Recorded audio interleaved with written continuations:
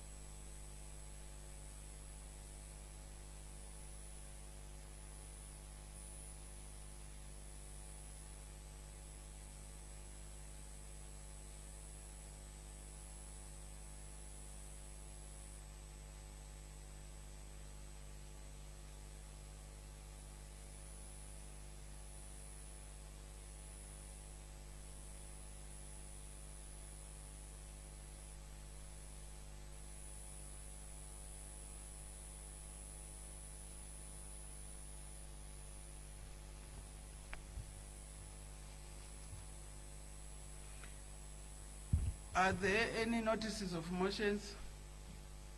Honorable Moyo.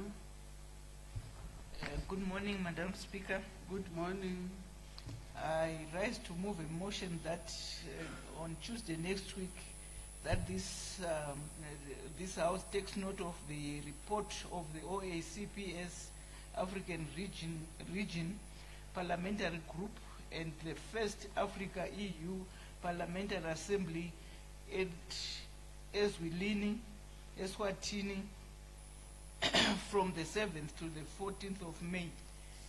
And I also want to give notice that this House takes note of the delegation report of the Portfolio Committee on Women Affairs, Community, Small and Medium Enterprises Development, and the Thematic Committee on Gender Development, and the on the hard work, on the, sorry, let me take that again. On the benchmark visit to Rwanda, on the progress made on the progress made to promote gender equality and women empowerment, I so move. Thank you, Honorable Moyo. Any further notices of motions? The clerk will read the first order of the day. Urgent debate on motion on the second reading of the Constitution of Zimbabwe Amendment Number 3 Bill, HB1 of 2026. Thank you. when this debate was adjourned on the 11th of June 2026, the question before the House was a motion by the Honorable Minister of Justice, Legal and Parliamentary Affairs that the Constitution of Zimbabwe Amendment Number 3 Bill HB 1 2026 be now read a second time. Is there any further debate? Honorable James Pass.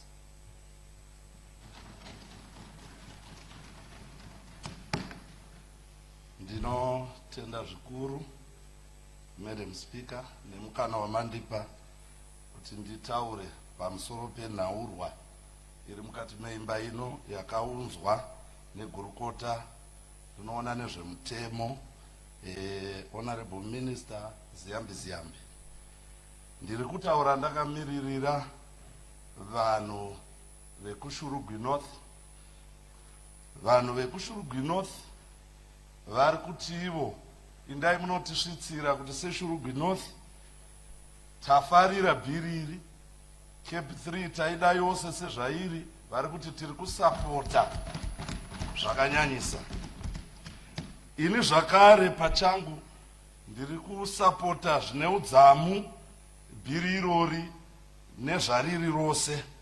Zvikonzero zvachona mubato wechigaro ndezvekuti izvo ane meso ekuona ngaavone zviri kuitika mukati menyika.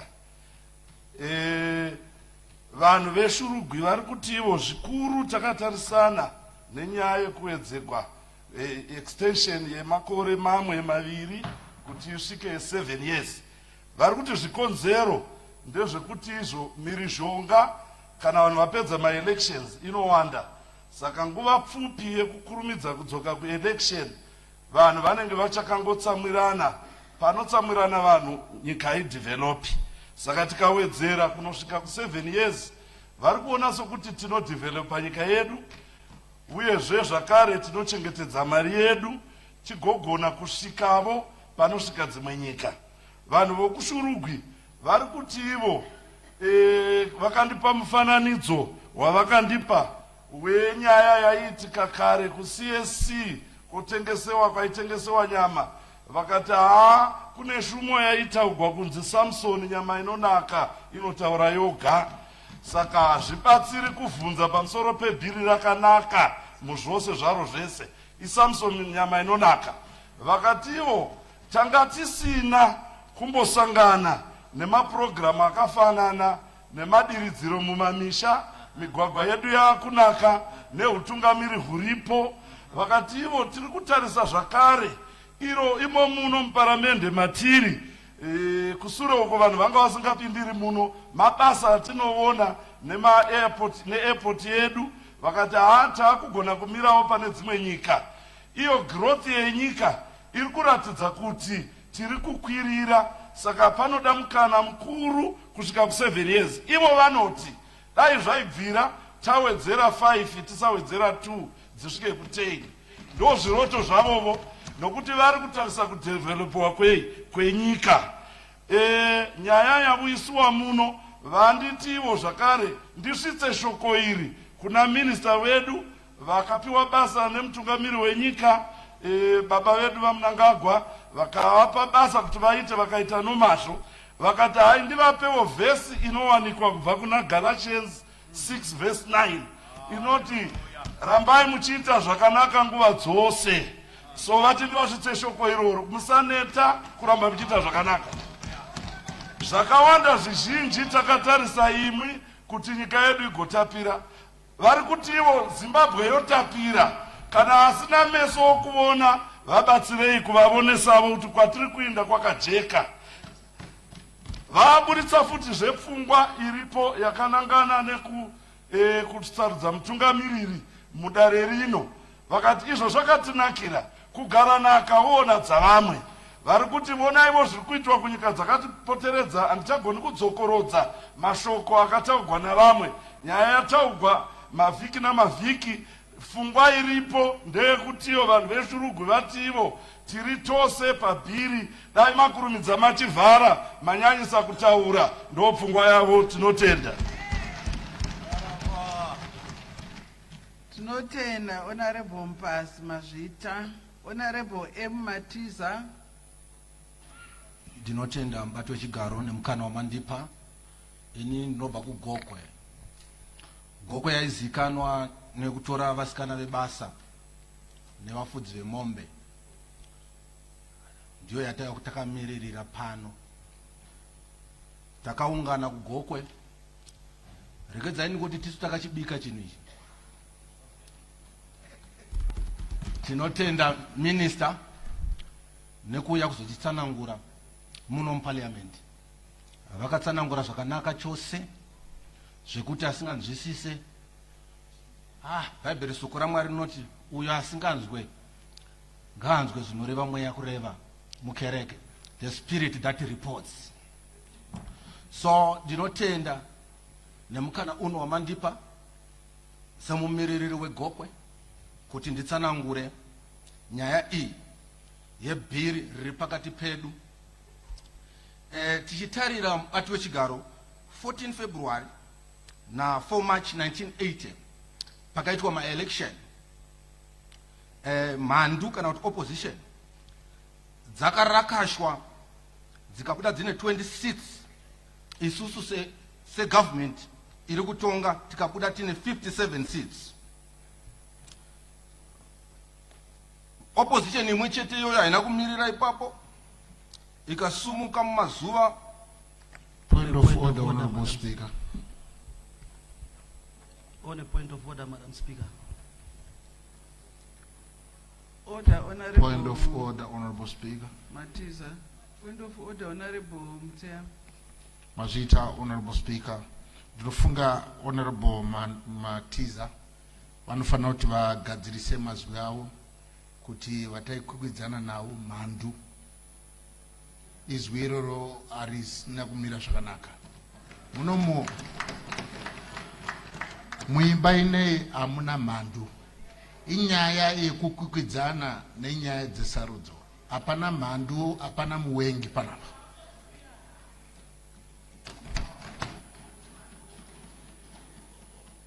Alright, kungoti ndanga ndichisaina bepera ndina kunatsodzwa pavataura kuti manga musingarivere zva 1980. Ndotenda mubati wechigaro ndanga ndichitaura nhau ye1980 yevanhu vedu vakaurayiwa pachimoiyo zvinotyisa ropa rikadeuka. Ndo vananga ndichitaura nezvavo. Point of order, Honorable Speaker. Ipapo dai mapanzwisisa Point of order, Honorable Speaker. Speaker. Nditaure mozotaurawo. Ndoda kuedza kuonesai kuti ipapo dai mapanzwisisa nokuti tichibva muhondo chokwadi kwaive nehondo nezvaiitika vanhu vatairwisana nawo chibva muhondo dzaive mhandu. Hazvisi zveelection yazvino ndezveelection ya1980. Honorable Speaker, zvamuri kutaura ndiri kuzvinzwisisa uye ndinoramba ndichiremekedza chigaro chenyu. Inini zvehondo handingataurirwi nekuti baba vangu vakatoenda kuhondo. Ndinotozvinzwisisa, handitaurirwi izvozvo. Haana kutaura zvine chekuita nehondo. Anga achitaura nyaya yesarudzo yakaitika akati mhandu kutaura vanhu vaikwikwidzana in an election well after 1980. But kana muchida kuwachengetedza kuti vataure zvisiri pamurauro zvakanaka. Vataura kuti takaita 57 seats. Patikaita 57 seats handi muna 1980. Tichikwikwidzana nemhandu. Vaitiuraya vai. On a point of privilege, Madam Speaker. On a point of privilege. And I'm very. Maita basa mubati wechigaro. Election ra 1980 rakanga rine mapato akasiyana siyana. Mamwe anosanganisirawo ZAPU yaiva iripo yakarwa hondo. Zvino tikati isusu opposition ya1980 dzaiva mhandu. Kureva here kuti ZAPU dzaiva mhandu. Tinotenda. Speaker, Madam Speaker, maybe a little bit of history to them they will understand. ZAP and ZANU just agreed to go into the election separately, but one with one manifesto. So they were one. What we say in an election year 1980, we won 77 seats. You may just be looking at ZANU, but we were one, ZAPU and ZANU We had one manifesto. ichokwadi kuti election ya 1980 taikwikwidzana nemhandu. Election ya 1980 endererai mberi. Ndinotenda nokunimirira mubati wechigaro. Ndinonzwa kudzirwa. Sezvo ndataura zvatakawirirana nevanhu kumusha kwangu kugoko, takatenderana kuti izo parliament ngainge ine simba rekusarudza mutungamiriri wenyika.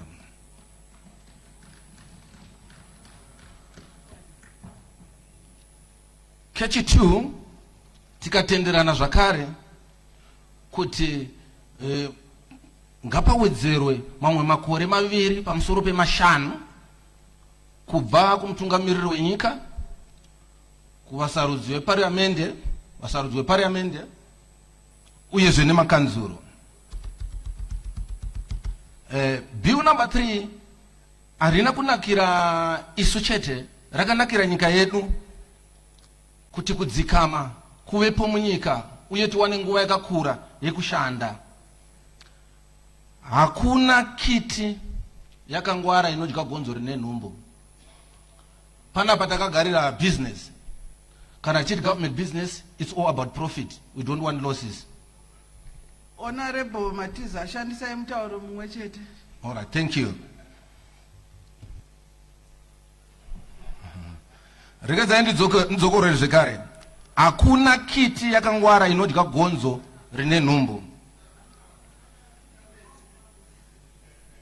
Ndichizama kureva kuti chinhu ichi chavinga kuti biwi iri ravinga kuti tisimudzirike tese tive nemukana wekushanda.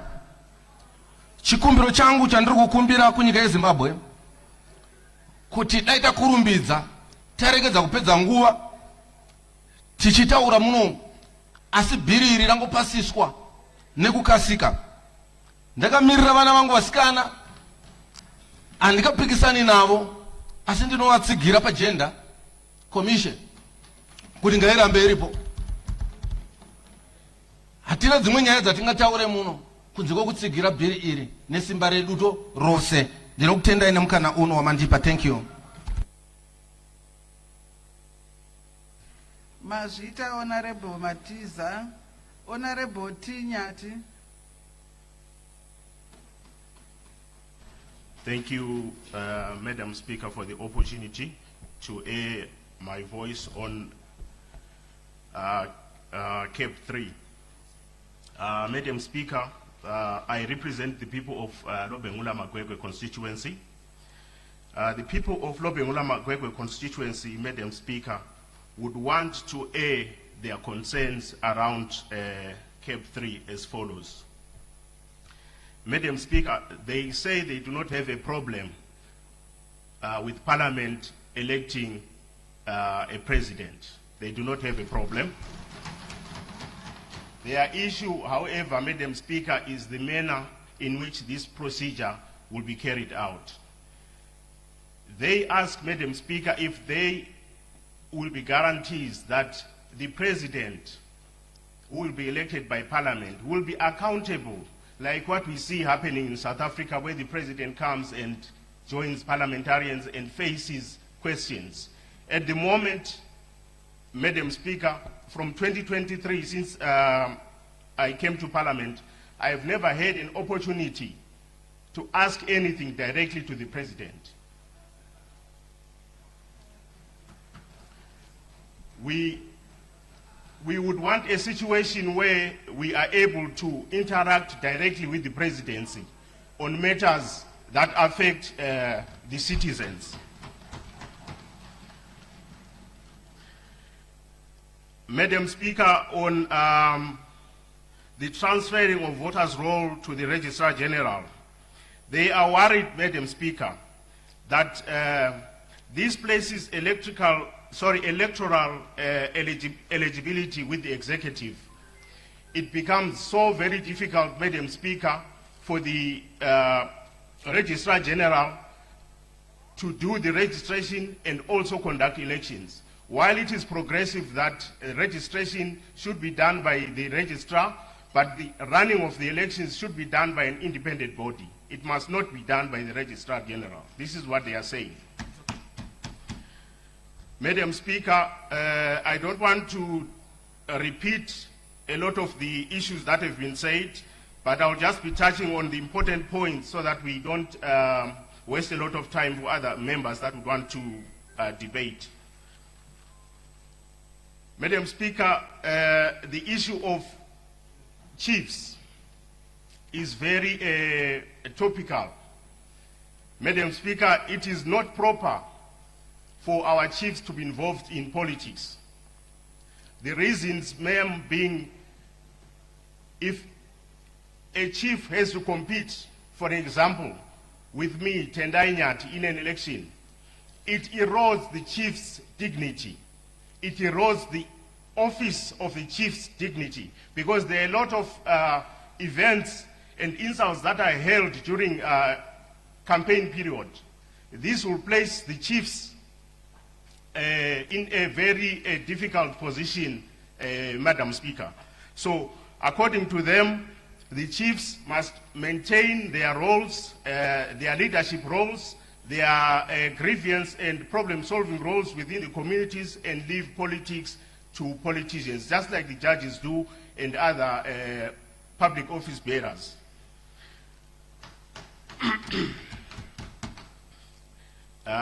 Madam Speaker, let me talk about the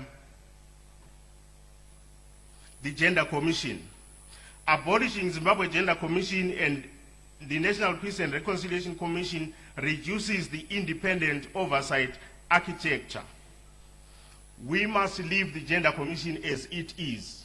We must not want to make any changes to that regard. This is what they've said, Madam Speaker.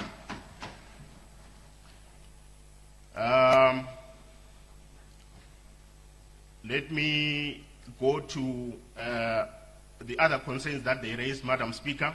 They've raised concerns, Madam Speaker, about what will happen with the projects which we think the Second Republic is set to achieve. Madam Speaker, they asked me a question which I could not answer. They said about a decade ago, Mutare Plumtree Road was meant to be dualized. That road has not been dualized. It was just resurfaced. That is over 10 years now. They are asking, Madam Speaker, if there is going to be anything that is going to be done on that road within these two-year period extensions. They are asking, Madam Speaker, about the land degradation. Is there going to be a hold in the rampant mining that is happening in the country within these 2 years? Will these 2 years see beneficiation of minerals by Zimbabweans? Will these 2 years show a difference in the schools, particularly in Matabeleland and Bulawayo, where there are no roofs in some schools, where there are no benches, no desks in some schools? They are worried, Madam Speaker. They are very worried that if CAB3 does not address these problems, then it is not worth supporting, because they want to see a real change in the communities. They appreciate the works which have been done. They appreciate the efforts that has been done by His Excellency President Mnangagwa. But the bone of contention, Madam Speaker, is Matabeleland as a region is still crying, is still left out. If you go to Matabeleland North, Wange is the oldest mine, over 120 years old. But there's nothing to show in Matabeleland North. There's nothing to show in Wange about that. Madam Speaker, if you go to Matabeleland South, the only two items we can talk about is the lithium mine and the Beitbridge border post. The road from Beitbridge, Madam Speaker, to Bulawayo is pathetic. They ask if CAB3 is going to address this. They ask if CAB3 is going to rehabilitate the road between Bulawayo and Beitbridge, which is a gateway to Zambia, to DRC, to Malawi, and other countries. Madam Speaker,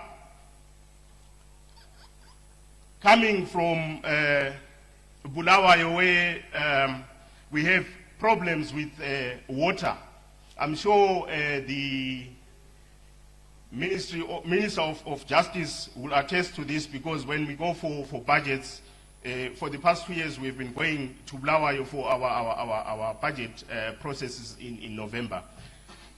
There is a problem with water. Why Shangani Dam has been talked about for a long time. They want to know what is in it for them. What is in it for the people of Bulawayo as far as water reticulation is concerned. Will this see the completion of the Gwai Shangani Dam? Will this see the glass block dam being constructed? Or these 2 years will come and go without anything tangible being seen in Bulawayo? Let me talk about the industries in Bulawayo. Madam Speaker, they want to know what this government will do with regards resuscitating industries in Bulawayo. They want to know what this government will do in as far as capacitating entrepreneurs in Bulawayo is concerned. We see in other areas, Madam Speaker, government doing projects for the youths, doing projects for the ladies, the young ladies. Elsewhere, I won't mention the name, but we see them all over the show. Projects are happening elsewhere, but hardly anything is happening in Bulawayo. If you go to Bulawayo now, Madam Speaker, you will hardly see any construction in the CBD, let alone painting happening. People of Bulawayo want to know what is in it for CAB3, in CAB3. What is in it as far as rebuilding the country. Madam Speaker, the Minister of Justice spoke about the toxicity caused by elections. Madam Speaker, even if we go to 7 years, if fundamentals are not corrected, we will not solve the toxicity problem. Madam Speaker, I'll give you an example. If you go to South Africa, you will not see outside of an election ANC branded cars. If you go to Botswana, you will not see BDP branded cars. If you go to Namibia, go wherever you want to go. The toxicity is caused by failure to unite citizens after elections, Madam Speaker. I would want to implore the government to really consider mechanisms of coming out of election mode, because when we see these branded cars roaming around the streets, we wonder if they are going to campaign or where they are going. We want to have a country where after elections we are brought together and we forget about elections. So even if we go to 7 years, as long as we are seeing what is happening, still happening, nothing will change. So we want to ask the minister responsible to allow people to heal and come together after an election by removing anything related to party politics in government. Madam Speaker, in conclusion, I want to say the people really appreciate and realize that there has been great transformation from when President Mnangagwa took over until today. If you look, Madam Speaker, if you look at the projects that he has achieved under his watch, you will appreciate the work that he has done. But Madam Speaker, He has achieved all these within the 5-year term. He has achieved these good things within the 5 years that were allotted to him. So, Mr. Speaker, Madam Speaker, sorry, I'm not saying you look like a man, by the way. I'm sorry. Madam Speaker, people really appreciate, but what we need as a country is the baton of leadership to be passed on. And it must be passed on transparently. It must be passed on smoothly. We don't want a situation where our development is centralized to one party. We want a situation where we sit like we did in the inclusive government. We sit around, we agree on what we want to do, and we move with what we want to do. Madam Speaker, when we did the 2013 constitution, everyone felt involved. Everyone felt involved. The people of Magwegwe Lobengula constituency wish to request that they are given an equal ear, an equal voice in the making of this amendment 3. Madam Speaker, I struggled with some gogos in the constituency. They were of the feeling that CAB3 was GRAB3. I said it's not GRAB3, it's CAB3. They say it is GRAB3 because you want to grab 3 terms. I said no, that is not what it is. Madam Speaker, in conclusion, as I sit down, Madam Speaker, I want to say, let us do what is best for the country as Zimbabweans. Let us sit and come to a collective point where we both houses, left and right, agree what is good and what is best for the country. This country has got great potential. This country can grow 10 times what it is today. But we need people to work together. We need to stop the politics of division. Dividing people along political lines, along tribal lines, we need to stop that. Once we come together, we will work for the great prosperity of this country. I thank you. Thank you, Honorable Nyati. Honorable Zidzai Butau.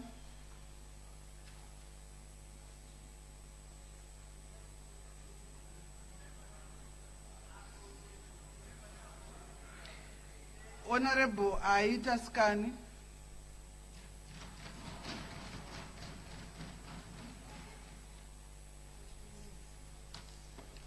Aita basa mbato echigaro mangwanani akanaka. Mangwanani. Zita rangu ini ndinonzi Isaac Taskani, mumiririri wedunhu reMutoko South. Bato echigaro handigone kungotaura zveMutoko South chete ndisingataure kuwasa chigaro wechidiki mudunhu reMashonaland East Province. Saka zvandichataura pano ndichataura zvabva kuMutoko South, ndotaura zvabva muchitsuwa cheMashonaland East Province. Bato echigaro rega nditange nekutenda gurukota rinoona nezvekwenenzvera zvemutemo baba vaZiyambi nebasa guru ravakaunza mudare rino rebhiu redu renumber 3. Regai zvenditende bato echigaro boka reparamende rakauya kudunhu reMashonaland East iro raisanganisira ana Honorable Mateo, ana Honorable Kaitano, vaive paboka irori. Bato echigaro ini ndasimuka pano kutsigira bhiriri ini pachezvangu saIsaac Taskani nemhuri yese yeMutoko South constituency nemhuri yese vechidiki muMashonaland East Province. ndichataura ndakanangana nezvatiri kuona sevechidiki, kwete zvakamboitika, asi toda kutaura zvataona zviri kuitwa nababa vaMnangagwa muSecond Republic. Ndichibva kwamutoko kwandobva mubato wechigaro, tine zvakawanda zvataona zvaitwa nemutungamiriri wenyika zvaita kuti titsigire bhiri. Kukura kwedu mubato wechigaro, taingoziva kuti matombo akachekwa kwamutoko anongotakurwa oenda kunze kwenyika. Asi pauya baba vaMnangagwa muSecond Republic, taona makambani anokwana kuita 3 auya mamutoko akakwenenzvera matombo mamutoko. Vanova mamutoko vakawana basa, vanova mamutoko vakwanisa kugadzira vega matombo vachitengesa vachiwana mari. Izvozvozvo zvinhu zvaitwa muSecond Republic nekugona kwababa vaMnangagwa. Kwamutoko zvekare mubato wechigaro,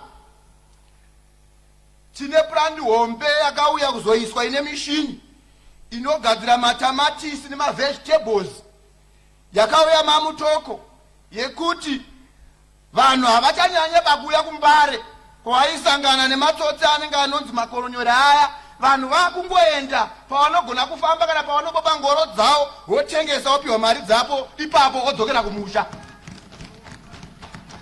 Mubato wechigaro ndiri kwamutoko zvekare ikoko, tine zvakawanda zvataona zvaitwa baba vaMnangagwa munyaya yezveutano zvaitaurwa nevamwe muno.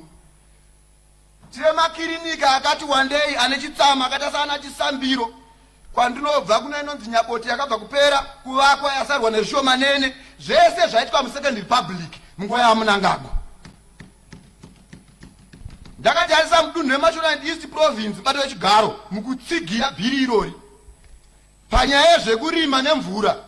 Tine muchekerano wadhemu mubato wechigaro rakavakwa nenguva duku rikapera, iko zvino vanhu vakudiridzira, mvura yakachena yekunwa yakuwanika, mukaiswa hove dzekuti ana mai vedu vakunowana usavi. Zvese zvaitwa muSecond Republic zvichitungamirirwa nababa vaMnangagwa. Tiri panyaya yemvura zvekare mubato wechigaro, tine inonzi Chivu Dam yakavakwa zvekare nguva duku mubato wechigaro. Iko zvino vanhu vari kunakirwa nekuchera mvura kudiridza nezvakasiyana siyana. Zvese izvi zvaita kuti mhuri yeMashona and East Province itsigire bhiri irori, itsigire kuti president wedu baba Mnangagwa nevanhu vese vari muno nemakansela ari kumusha nevachazouya vakwanise kugara muzvigaro izvi makore anokwana kuita iwo 9 kubva pa5. Mubato wechigaro tine zvakawanda zvekutaura pamusoro pekutsigira bhiri irori. Ndiri kutsigirazve zvekare mubato wechigaro nyaya yekuti dai waro president washarwa mudare rino, ndinoitsigira zvakanyanya. Mubato wechigaro tisi tinogona kunatsotsanangura isu vechidiki matambudziko atinosangana nawo panguva yemaelections. Nekuti panotaura zvemaelections, mayouth ndo anowanzomhanya kupinda musango kuti tiwotsvage sarudzo kuti ndiana awina tovhoterwa sei. Saka takaona zvakakodzera mubato wechigaro kuti bhiri iri ngatiritsigirei chaizvo, nekuti muno tiri vashoma plus kune vamwe vanonzvenga nekuti panovhoterwa president ndo vandavhoterwawo. Zvino tunozvionera toga kumushauko, kansera unonozvionera, MP unonozvionera. Kana uchingowabudirira ikoko woya nemasimba wapiwa nevakupa masimba ekuti umire muno mudare reparamente woya wovhotera president, hazvina kumboshata. Tinozvitsigira izvozvo mubato wechigaro. Mubato wechigaro ndakaona vamwe vachiti vanhu vada kupiwa mukana hamendo democracy kudii, vanhu ngavavhote kumusha kudii. Mubato wechigaro ini kubatora ndobva zvinhu zvede zvinoiswa pajekerere, ende tinongoshandisa maprocess atinoshandisa pageneral election. Vanhu vanongovhoterwa kana tichida kuvhoterana pachezvedu anonzi maprimary election zvakanaka, ende zviri kuti munhu anopiwa kodzero dzake achivhota pasina anomuona, tova nevatungamiriri vanenge vabva kuwanhu. Saka hazvitityise kuti isu tiye kunozoshara president watoda. asi kumwe kwatoziva tichataura nemazita vanhu vanongodzunganai paground apa wonziberekanai awinhai papo vari vashanu kana vanokwana itaiwo 100 wotonzi tato nemunhu anobirira vanhu kuparamende. Saka muchiona hana dziri kurowa mubato wechigaro. Mubato wechigaro, regai ndiende pachikamu chepiri yatingati clause 2 ine chekuita nekuti dai voters row raidzokera haro kwaregistrar general, vanhu vaikuziva nekuti kwava mudede.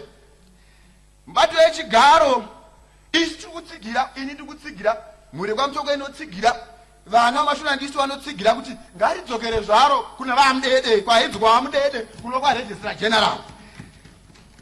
Ende chandiroda kunyanya kutenda gurukota redu babazi yambi magona kuti ridzokere kwaregistrar general.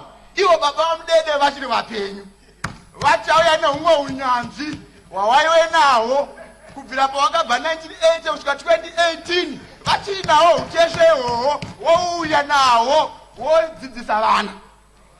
Ndinozviziva kuti panorwadza ipapo mubato wechigaro kuti patikamboita maelections kumashure uko, vanhu pawakarakashwa vakamhanya kuti vamudede kuda pane zvavaita zvechokwadi. Mubato wechigaro pakafiwa vanhu vakanyanya kurwadziwa, pamwe pacho vamwe vanomhanya kun'anga, vamwe kwakasiyana siyana kunotsvaga kuti chingi chingadaro munhu afe.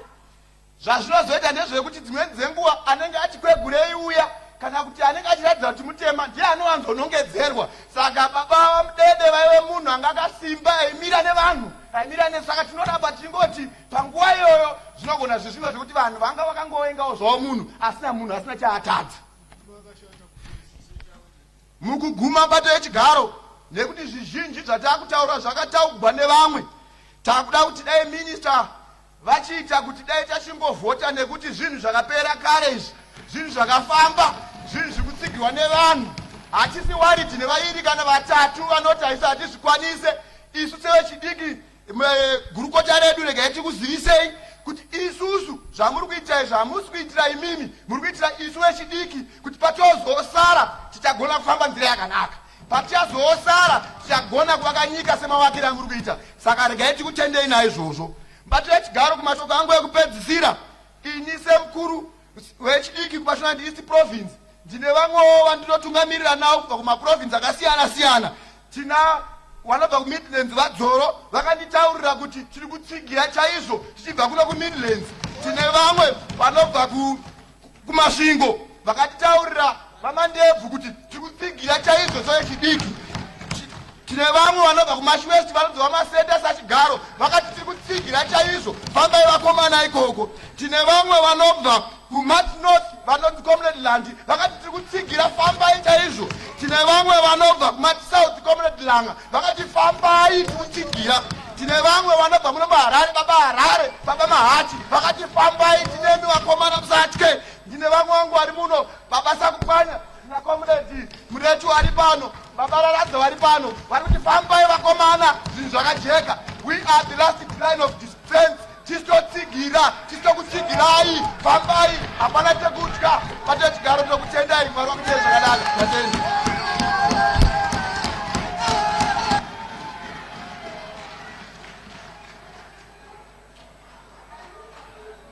Mazvita Honorable Taskani, Honorable Mavunga.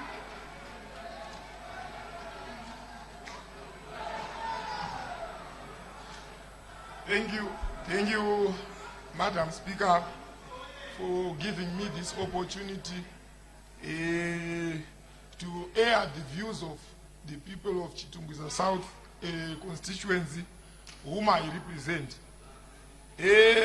Madam Speaker, ma'am, perhaps before I go into my debate, I want to debunk the myth that was created yesterday by Honorable Matangira during his debate that there is nothing that Chitungwiza people can say about traditional chiefs because they come from an urban constituency.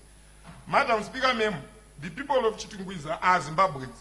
They have a traditional roots in their rural areas. They are not from outer space. they stay in Chitungwi, that they stay in Chitungwiza, it does not imply that they do not appreciate their role and the responsibility of chiefs. The debate, therefore, by Honorable Matangira cannot go unchallenged. Chief Musana of Bindra South is where I come from. Honorable Matangira is my MP. It is therefore unfortunate for him to say that the people in urban areas cannot comment about our roots in the rural areas. Madam Speaker, ma'am, I stand here with a lived experience, personally having participated in CAB3 under the Committee of Justice, Legal and Parliamentary Affairs. I was personally involved in CAB3. I vividly recall public hearings which were held exclusively on radio stations since it was time of COVID. I recall the positives of CAB3, which culminated in the extension of women's quota and youth quota. I heard the Honorable Sakupanya complimenting our effort there. I don't have any issues with those clauses. But however, I recall, in my view, the wanton and unnecessary removal of the running mate clause from the Constitution. I also recall the removal of interview process for judges being promoted from the High Court to the Supreme Court and Constitutional Court. This time, CAB3 has gone for the queue. They are removing interview process for judges altogether. Worse still, I recall the extension of the time and age of Chief Justice from 70 to 75 years, which then benefited the incumbent former Justice Luke Malaba. The High Court bench of Honorable Justice Apias Joe Idimshore and Chester Charewa in the case of Kika versus Minister of Justice and others, as well as Young Lawyers Association of Zimbabwe versus the Judicial Service Commission, would rule that the Chief Justice had ceased to hold office at the age of 70 and would not benefit from the amendment as an incumbent. The decision of the High Court was not without consequences, as it triggered the departure from the bench of Justice Edith Mshore under mysterious circumstances. The judgment was overturned by the Constitutional Court, and Chief Justice Malaba would stay in office until 14 May 2026 at the age of 75. Madam Speaker, ma'am, these are my lived experiences. History has a harsh tendency of repeating itself, and we are at it again. The same script being written, but with different actors. Instead of stating proud having participated in 2 constitutional amendment bills which are supposed to entrench our people's rights, I feel like standing on the wrong side of history, overseeing the shredding of our constitution at every turn.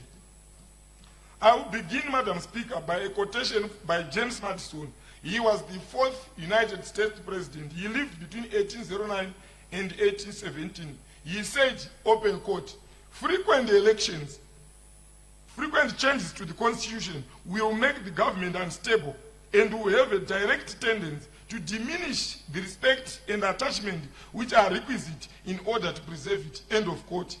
Madison's fear was that if the Constitution is amended casually, the people of that particular nation will stop to believe it.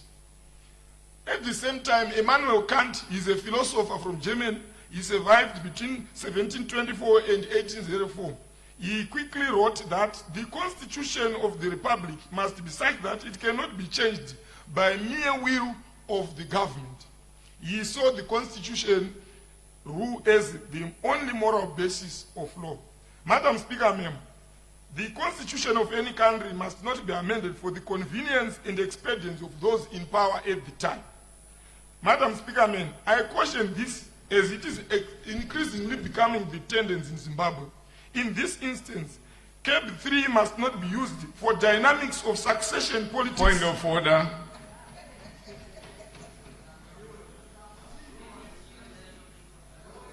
What is your point of order?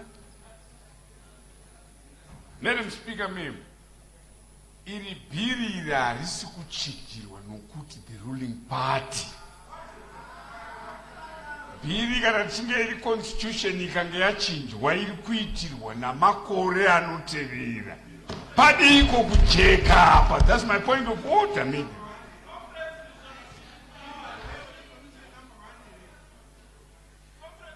Mazvita Honorable Matangira ndofunga vazvinzwa.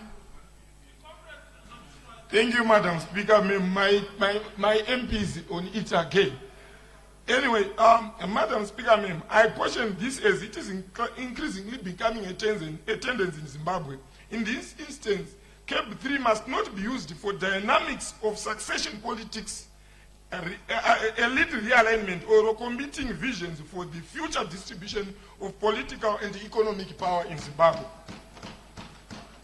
This is the spirit of the clauses which seek to extend the tenure of office for the president, the legislature, and local authority.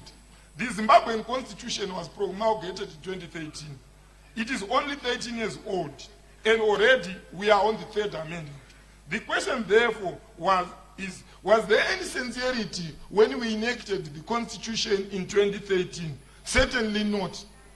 It is now dawning on us, Madam Speaker, that the 2013 constitution was actually a marriage of convenience for that particular time. Otherwise, the parties to that constitution were not sincere to each other. Madam Speaker, I submit that given the frequency and the nature of amendments, one is forgiven to conclude that the changes are for convenience of those in authority at the time, and this is dangerous for democracy and constitutionalism. The concept of amending a constitution is not a new phenomenon in Zimbabwe. It has existed since time immemorial. It is the circumstance, nature, and the type of amendments that have triggered resistance. To preserve the sanctity and the sui generis nature of a constitution, it is not desirable that it be subjected to frequent and at times unnecessary amendments. In this context, the following examples act as guides on democratic values and constitutionalism. We cannot ignore other jurisdictions, Madam Speaker, because the world is now a global village. We do not exist in isolation. This is the reason why Zimbabwe is about to sit on the United Nations Security Council as a non-permanent member. This is the reason why we do benchmark visits. The American Constitution is 237 years, having been promulgated in 1789, but only has 27 amendments. Closer to home, Namibia is 36 years old, but has only 3 amendments. Kenyan Constitution is 16 years old. It has no amendments. Japan's Constitution was enacted in 1947. It has no amendments. In this context, Madam Speaker, the reasoning advanced that progression of society as necessitated these amendments is merely superficial, as it will be an insult to other progressive countries within the region and beyond, which have not amended their constitution at our rate. Madam Speaker, allow me to deal with a few clauses in the bill which I want to dissociate with. I feel the clauses to do with term extension have already been exhausted by my colleagues. I do not agree with the clause which seeks to transfer voters' roll from ZEC to the Registrar General. ZEC is an independent body. What does that mean, Madam Speaker? It means that ZEC reports to Parliament. The Registrar General is accountable to the executive. By transferring the role to the Registrar General, Parliament is saying we have failed in our oversight role over ZEC. Therefore, let's get rid of it and throw it somewhere else. Parliament cannot allege that ZEC has failed, because it means the Parliament itself would have failed to oversee ZEC. ZEC has trained staff and has acquired the relevant polling station-based voting material, which the Registrar General at the moment is not seized with. Instead of cutting costs, this clause intends to increase costs in human resources training and registration equipment by the Registrar. Similarly, Madam Speaker, there is no need to transfer the delimitation of boundaries to a separate commission. Delimitation in terms of the current constitution only takes place once in 10 years. Yet we want to create a separate commission which works only once in 10 years. The second clause, Madam Speaker, which my input is close to my heart, is clause 15. Madam Speaker, ma'am, I am not only a lawyer, I am a legal practitioner. These are the issues that confront us on a daily basis in the corridors of judiciary. They are live issues which most legal practitioners are concerned with. The clause 15.6 speaks to the appointment of judges by the President after consulting the Judicial Service Commission. It seeks to remove the process of interviews of judges before being appointed. The process of interviewing judges was so transparent as it ensured that the best person for the job with the relevant skills and the qualification would be selected for the job. Public participation was guaranteed and the integrity of the process was well known. I was carefully listening to the minister's rationale in removing this constitutional clause, but I did not hear any clear mischief which this clause intends to cure, other than consolidating and centralizing power in the president in a country where separation of power is sacrosanct. South Africa, Kenya, Uganda are good examples where judges of the High Court undergo the process of interviews. In Uganda, even Parliament, Madam Speaker, is involved in the process of interviewing of judges. So if Zimbabwe is amending the constitution on the issue of selection of the president to be based on parliamentary democracy, we are citing South Africa as an example of parliamentary democracy. Why don't we cite South Africa also in the process of appointment of judges? The intended approach on the appointment of judges has the following negative attributes and unintended consequences. There is a general fear of appointment of judges on political, tribal, religious, or other grounds rather than on merit. There is a risk of appointment of compromised individuals whose independence as judicial officers is biased towards the appointing authority, thereby eroding the doctrine of separation of powers. There will be low public confidence and trust in the courts if judges appear to have been handpicked behind closed doors. Madam Speaker, ma'am, Clause 21, which seeks to repeal Section 281 of the Constitution, thereby allowing traditional chiefs to participate actively in politics, runs contrary to the principles governing traditional leaders in this country. Before I submit the factual issues around this issue, Madam Speaker, ma'am, as much as honorable members and the minister would debate in support of the traditional chief of the traditional leaders being involved in active politics, this is impossible, as such an amendment will be unconstitutional.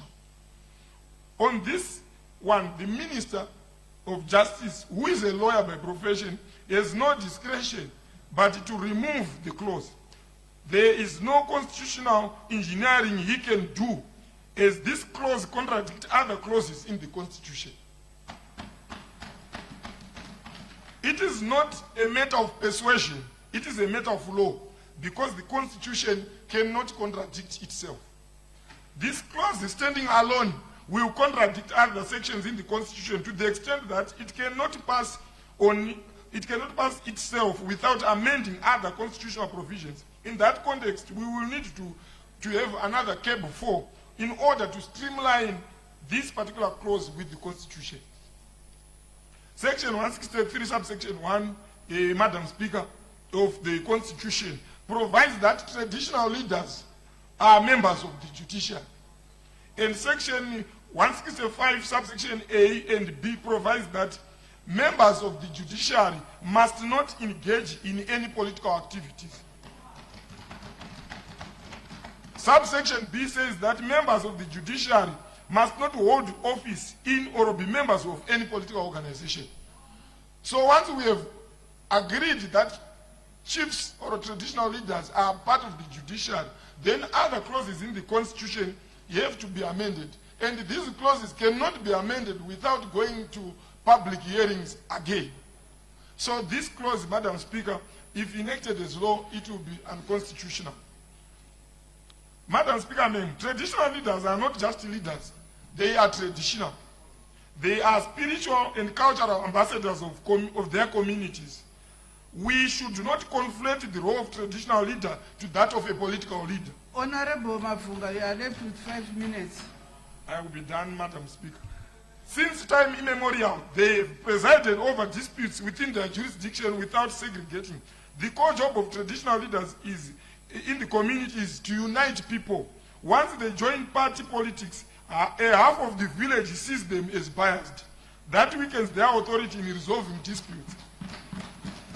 Well, political parties can then use chiefs to mobilize votes, threaten dissenters, or claim traditional backing. That turns cultural authority into campaign machinery. Political office is associated with many negative factors, such as sloganeering, political banda, at times insults. This should not extend to chiefs, as it will belittle them, and they will lose their spiritual and cultural value.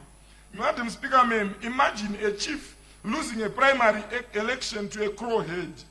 Will the crowhead and those that voted him still respect the chief in the same light? The submission by the minister that chiefs are already in Senate and are part of the legislature does not make them partisan. In principle and according to the Constitution, they are not supposed to represent party interests. They represent diverse cultural interests in the Senate.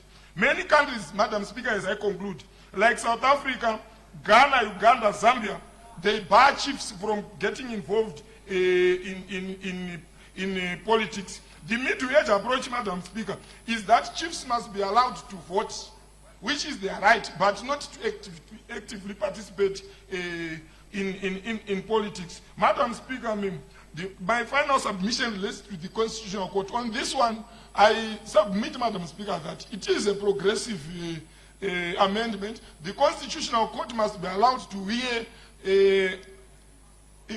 cases of national interest on points of law. In fact, the Constitutional Court, Madam Speaker, should actually be allowed to hear cases on merits rather than on technicality, what we have been seeing under Chief Justice Malaba. For the above reasons, Madam Speaker, Chitunguza South constituents cannot and does not endorse this bill. I submit. Thank you, Honorable Mafunga. Honorable B. Mutumi.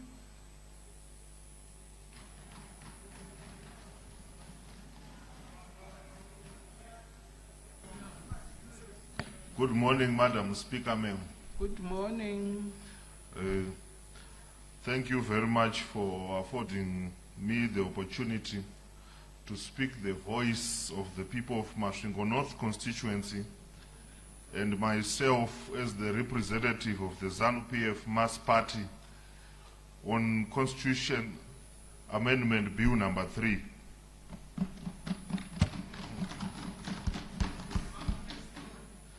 Madam Speaker, ma'am, I rise to support the Constitution of Zimbabwe Amendment Bill number 3. I would like to draw you to the attention that countries with the progressive democracies always keep their constitutions under checks if it still suits the will of the majority and the national direction.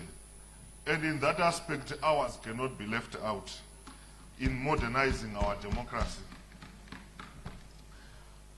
The bill represents significant and progressive steps towards strengthening the governance systems, improving administrative efficiency, and promoting political stability.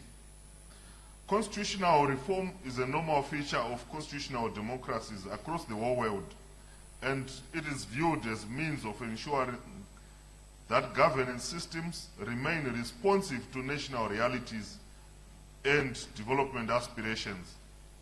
These proposed amendments seek to streamline institutions, eliminate duplication of functions, strengthen accountability, and create conditions necessary for successful implementation of Vision 2030 and the National Development Strategy NDS2. This bill seeks to build governance architecture that is more efficient, cost-effective, and development-oriented. And it is at a time like this when Zimbabwe is pursuing ambitious infrastructure, industrialization, and economic transformation programs. Therefore, it is imperative that the constitutional framework supports policy continuity and effectiveness of the national cohesion. Madam Speaker, ma'am, in the spirit of not leaving no one behind, I support that we continue with the Gender Commission to promote the gender equality, and the new system we are proposing will require a parliament that is gender balanced to push the country forward. Allow me to speak in my vernacular for a little bit, Madam Speaker, ma'am.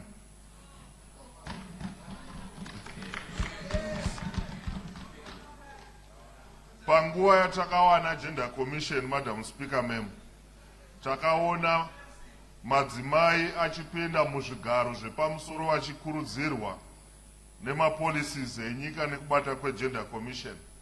Isu saMasvingo North takazvara one of the best attorney generals and the first woman attorney general in this country, Madam Speaker, ma'am. On clause 2, the Registrar General is already responsible for maintaining birth, death, national identity and citizenship records. So consolidating voter registration under the same authority will improve data accuracy, reduce duplication, strengthen accountability, and lower the administrative costs. A single authoritative database will enhance the integrity of national records and improve service delivery. Revamping our governance system is also in sync with many systems in the region, like Botswana, South Africa. On clause 3, I support for the parliament to elect the president. This system promotes stronger cooperation between the executive and the legislature. It reduces the enormous cost associated with the nationwide presidential elections, and this minimizes electoral tensions and violence. This model is not unique. Countries such as South Africa, Botswana, Ethiopia, Germany, Italy, and India, they use the parliamentary mechanisms in selecting their head of state government. And these systems have contributed to political stability, stronger institutional accountability, and improved policy coherence. Madam Speaker, ma'am, on clauses 4, 9, and 10, I support the extending the term of office for the President, the Parliament, and local authorities from 5 years to 7 years. Frequent elections are costly and often place the country in a perpetual campaign mode. Development requires stability, continuity, and adequate time for implementation. Major national projects such as Gwai-Shangani Dam, the Blawayo Victoria Falls Road Rehabilitation, and other infrastructure industrialization initiatives, they require long-term planning and consistent implementation. Madam Speaker, ma'am, if you look at China, President Xi Jinping got an extension after starting a developmental work that has seen China rise to be a superpower. Back home in Zimbabwe, our gold deliveries and reserves have gone up. Our food security is not all-time high, is at an all-time high, and massive infrastructure work is underway. Do we want to hastily change a winning team? The answer and the masses say no. So Constitution Amendment Bill number 3 gives us a chance to continue on this trajectory. And that's what our people have overwhelmingly said in public hearings. Longer electoral cycles will improve investor confidence and enhance fiscal planning, allowing our government to focus on service delivery rather than constant election preparations. This approach is not unusual internationally. Cameroon has a 7-year presidential term. Ireland and Italy have a 7-year presidential term. These examples demonstrate that longer terms can coexist with democratic governance while promoting policy continuity and national development. On clause 5, Madam Speaker, ma'am, I support the removal of distinctions such as the first vice president, and the second vice president, and this amendment promotes equality within the presidium. It strengthens collective leadership and eliminates unnecessary perceptions of hierarchy. It will foster teamwork, unity, and coordination at the highest level of government.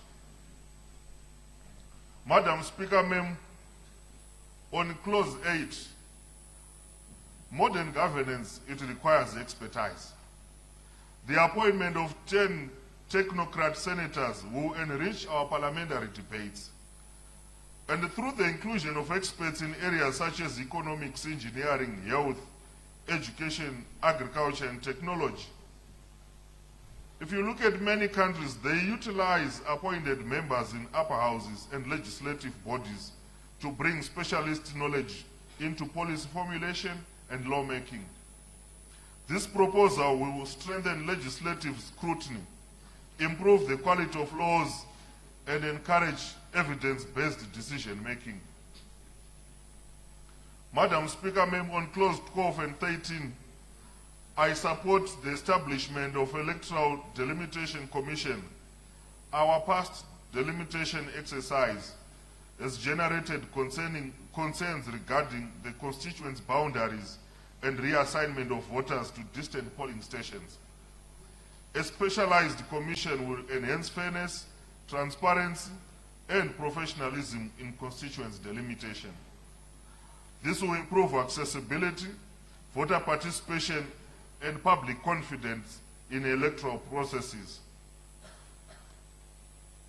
In conclusion, Madam Speaker, Ma'am, as the representative of the people, it is important that we do not deviate from the aspirations of the people who have already spoken, overwhelmingly supporting the bill, Constitution Amendment Bill number 3. So if these people have spoken, who is asked to say no? It's time to align our governance systems with global democratic trends, where parliamentary democracy reflects the will of the people. Madam Speaker, Ma'am, this bill seeks to address democratic deficiencies which are at variance with modern day governance and democratic trends. This amendment creates conditions for sustainable national development. The bill aligns the Vision 2030 and the National Development Strategy 2 by creating a governance framework that is going to support Zimbabwe's transformation agenda into an upper-middle income economy. President Mnangagwa is a steady hand and has the experience that is required to keep us on the path to development. This is why our party, the ruling party, has proposed to allow him to continue and finish the works that he has started. As parliamentarians, it is our duty to implement the resolutions from our party, which has brought us here. Change must not be for the sake of it to earn plaudits from Western democracies. It must be beneficial to the people of Zimbabwe. Madam Speaker, Ma'am, we learned that the democratic systems from Europe, particularly the British and the Americans, which has been accused of being the handlers of our colleagues, and these have taught us that functional democracy is where legislature is empowered enough to appoint or disappoint the executive through parliamentary vote. And they have taught us that if you look at parliamentary vote in America and Britain, they all speak to appoint the president through the parliament. Madam Speaker, Ma'am, with this submission from the people of Masvingo North, the mass party ZANU-PF, I so submit. Thank you.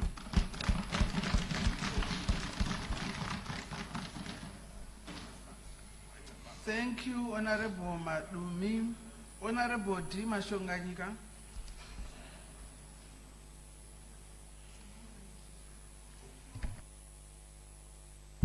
Thank you, Madam Speaker, Ma'am, for giving me this opportunity to add my voice on this Amendment Bill number 3. I also want to thank the move of this motion, Honorable Minister of Justice, Ziambi. The majority of people from National and Central Province across all districts are in full support of this amendment bill.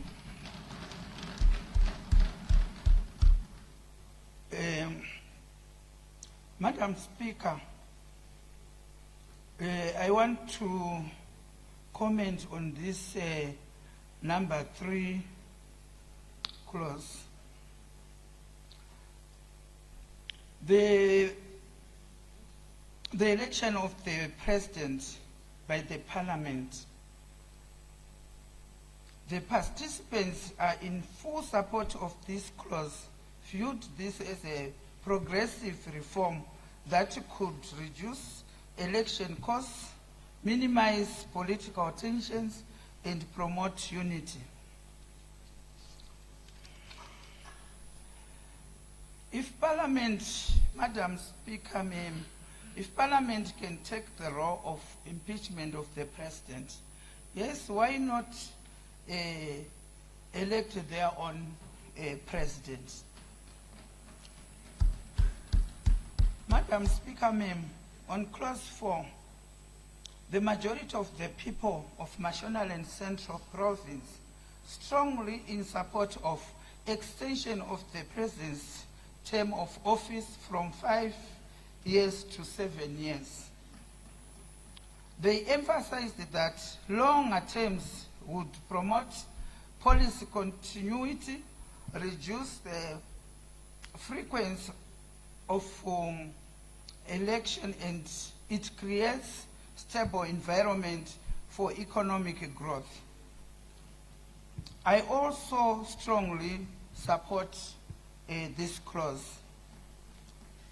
Madam Speaker, ma'am, the President's Vision 2030 agenda aims to transform Zimbabwe into an upper middle income economy.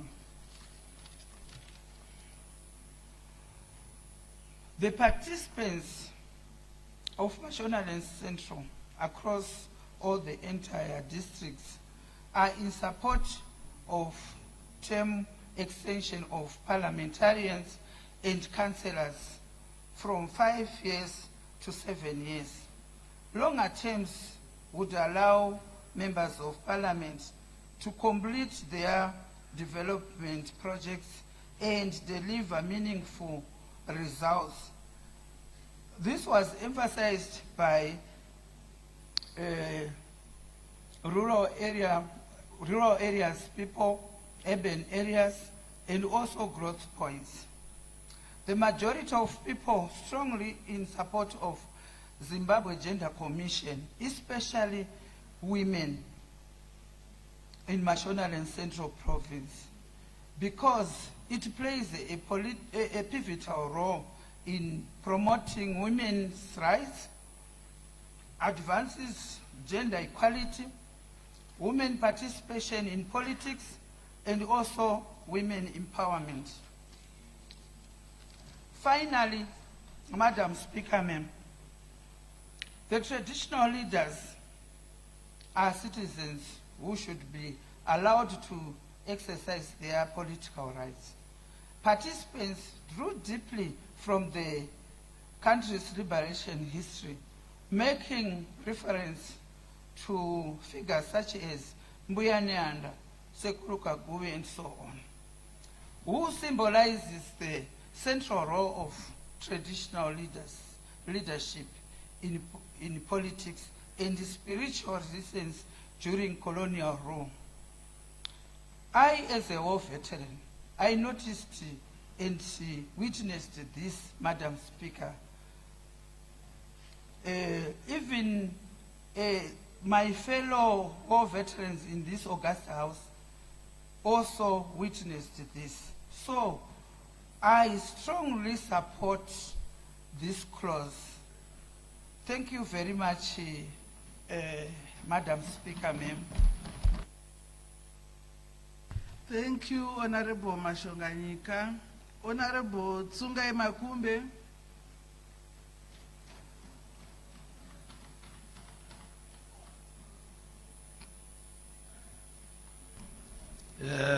maita basa mubati wechigaro mangwanani akanaka. Point of order.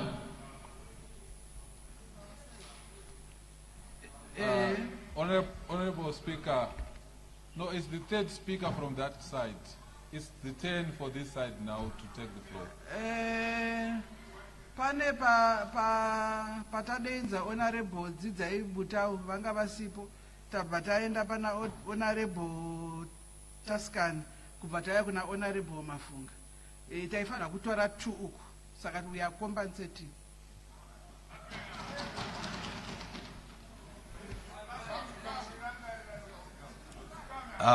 Tinotenda mubati wechigaro. Regai nditore mukana uno kutendai nenguva yamandipawo yekuti ndiisewo muono wangu maringe nenyaya iri muno mudare yatsviriridza pasi rose.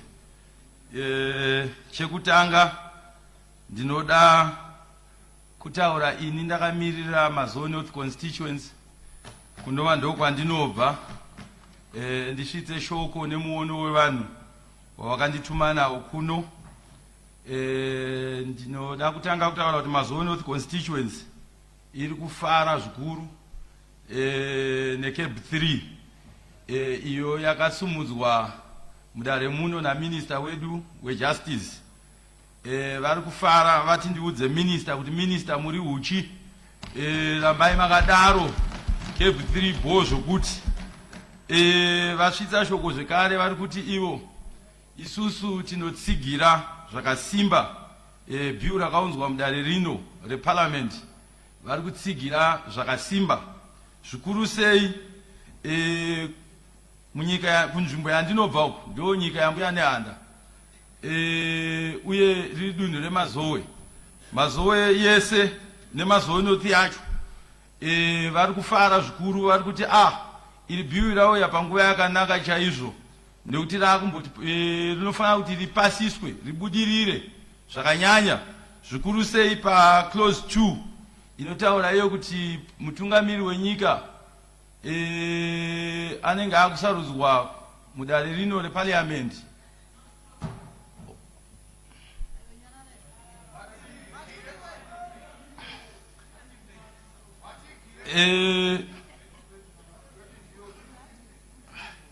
Ndinokumbira Madam Speaker mundichengetedze kubva kunawe ari kundikanganisa kutauro. Tinotenda. Vari kutaura ivo kuti zvakakosha paclose inotaura kuti mutungamiri wenyika asarudzwe ndare reparliament. Ivo vari kutsigira zvakasimba. Vari kuti zvakakosha izvozvo nekuti zvinotipa mukana wokuti kumusha uku vanozororawo kuswera vachivengana nekuswera vachinetsana pachavo. Saka vari kuti vari kusapota nekutsigira zvakasimba kuti mutungamiri wenyika asarudzwe kuno kudare reparliament. Uye panhau yekutsigira panhau yekuwedzerwa kwetemu kubva pa5 years zvichienda pa7 temu yapresident netemu member of parliament netemu yemacancelors. Izvozvo vari kuzvifarira chaizvo nekuti munoziva kuti kuMashona Central takanyanya afektwa nehondo. Saka vari kuti aiwaka iyi ndo nguva yakanaka iyi 7 years dzinenge dzakanaka kuti titsigirewo kuti vanhu vambotora mukana wokuvaka nyika nekuti nyika inoda kuvakwa nenguvo ino yakati kurei. Padiki 5 years dzanga chitarisa kuti zvimwe zvinhu zvigadzirisike, zvimwe zvinhu zvigone kufamba pa5 years dzishoma. Asi ivo matauriro avo vaitotaura ivo vachitsigira kuti dai zvaitobvira pa7 years dzamukutaura kuti maisa 2 years chete dzamawedzera dziritori dzishoma. Isusu vanhu vakakanganiswa nehondo kuMashona Central tanga achitoda kana zvitobvira kana 40 kana 50 years maelection asangoramba achimboitwa padiki nekuti anotikanganisa kuti tidevelope nzvimbo yedu nenyika yedu zvekare. Zvakafanana naizvezvi kuMashona Central province tiri kuona basa rakanaka riri kuitwa nemutungamiri wenyika comrade Mnangagwa. Basa iro rinoda nguva.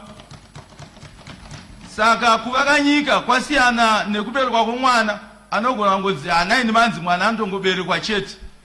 kumashimani central province vari kuti aiwa kuvakwa kwenyika kuda kutora kunda nguva yakati rebei kunyika yegovakika zvakanaka zvakafanana neni mubati wechigaro pandiri panapa ndinovo zvekare mubandiko revechidiki kubato redu reZANU-PF ndirimo mutungamiriri wechidiki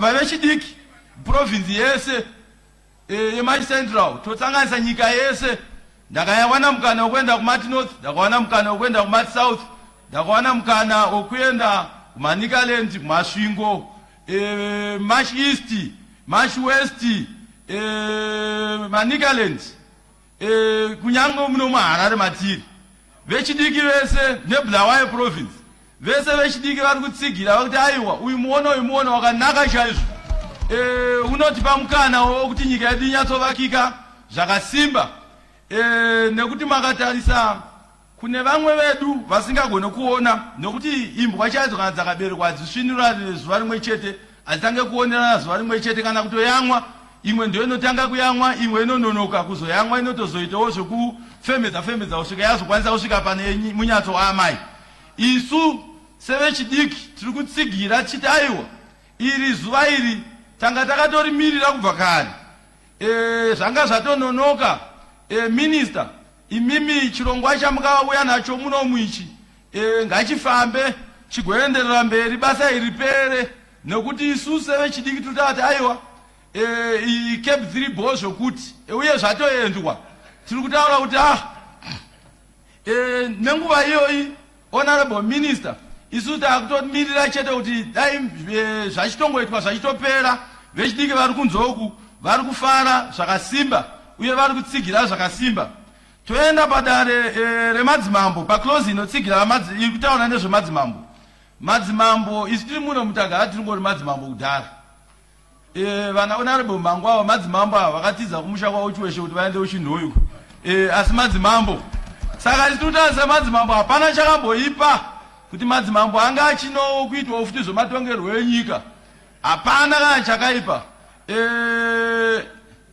nenhau yekuti tagara titorimo muzvinhu zvacho uye madzimambo kubva kudhara vakabvira variwo vari kutongoita zvematongerwo enyika izvozvo saka hapana chakamboipa kuti zvibudikire pachena kuti vemadzimambo vange vachinyatsosanga vachinyatsopinda nemazvo netsoka dzavo dzese vakanyatsomira mune zvematongerwo enyika toenda paclose yanga ichitaurwa yekwaregistrar general ini ndiri kuona zvakanaka chaizvo kuti kwaRG ikoko ngazvingoenda tingoti neko ngazvidzokere ikoko kwaRG kwavamudede ikoko ndiri kutsigira zvakasimba nemhuri yemazowe noti ndakaimiririra nemhuri yemazowe zvekare kuti ngazvifambe zvakadaro zvidzokere ikoko kuti zvinyatsofamba zvakanaka kuitira vamwe vedu vaivai nokuti inini zvinondinetsa makatarisa panoitwa maelections mazhinji ini kwangu ndakakwikwidzana nevamwe kuti ndakavasvasvanga zvokuti dhu asi inini havana kumbondiendera kukoti kuti ndabirirwa asi kuna president onzwa kuti aiwa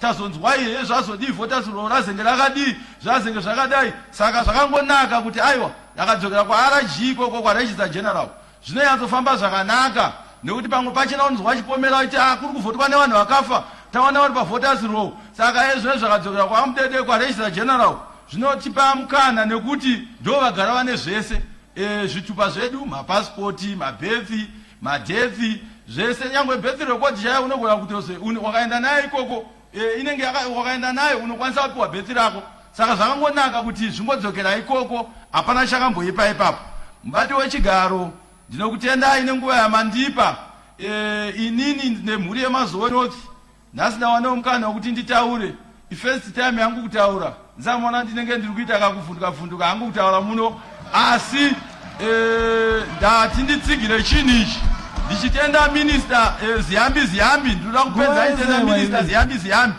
kuti minister ziyambi chipedzai masipoti akapera kudhara isu tiri kukutsigirai tichikusapotai zvakasimba pasina kana chinomiswa ipapo tiri kuti harimire ngarambe rakadaro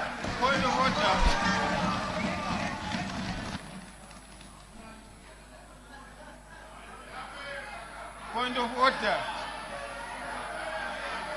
Yatopera shamwari gara pasi. What is your point of order? Nonetheless, I think he has just finished, but I wanted to then say, Madam Speaker, the honorable member that was on the floor must be well educated to address the minister with his full title properly as honorable minister. I think the way how he addressed is very poor, very indecorous.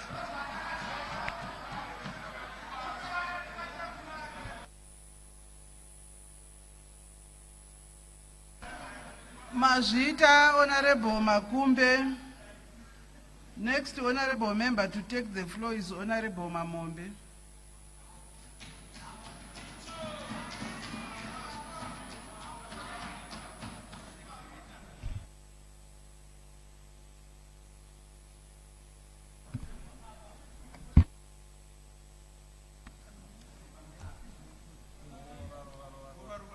Thank you very much, Madam Speaker, ma'am, for giving me this opportunity to debate the Constitution of Zimbabwe Amendment Number 3 Bill of 2026.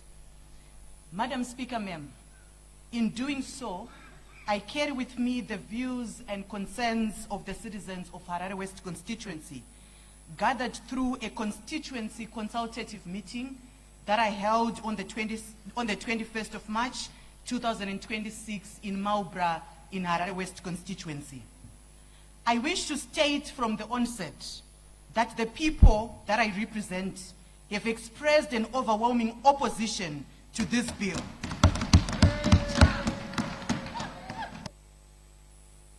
Ma'am, they believe it weakens the democratic governance, it undermines constitutionalism, and erodes the sovereignty of the citizens. Our constitution is not an ordinary statute. It is a supreme law of the land and a social contract between the citizens and the state. Madam Speaker, ma'am, at the center of this bill today is a fundamental question. Does this bill strengthen the sovereignty of the people, or does it take away the power from the people and concentrate it into the executive? The Constitution of Zimbabwe is founded on a popular sovereignty.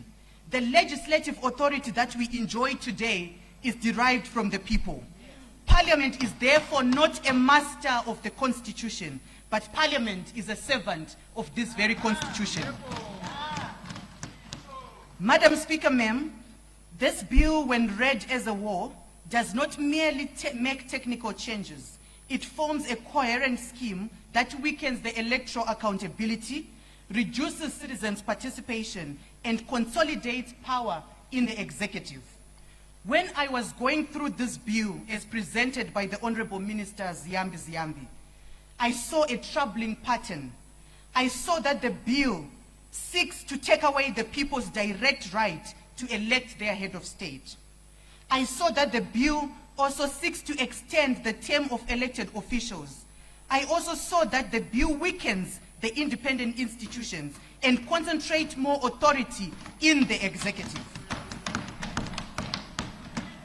I am therefore, Madam Speaker, ma'am, convinced that these amendments move this country, Zimbabwe, into a wrong direction.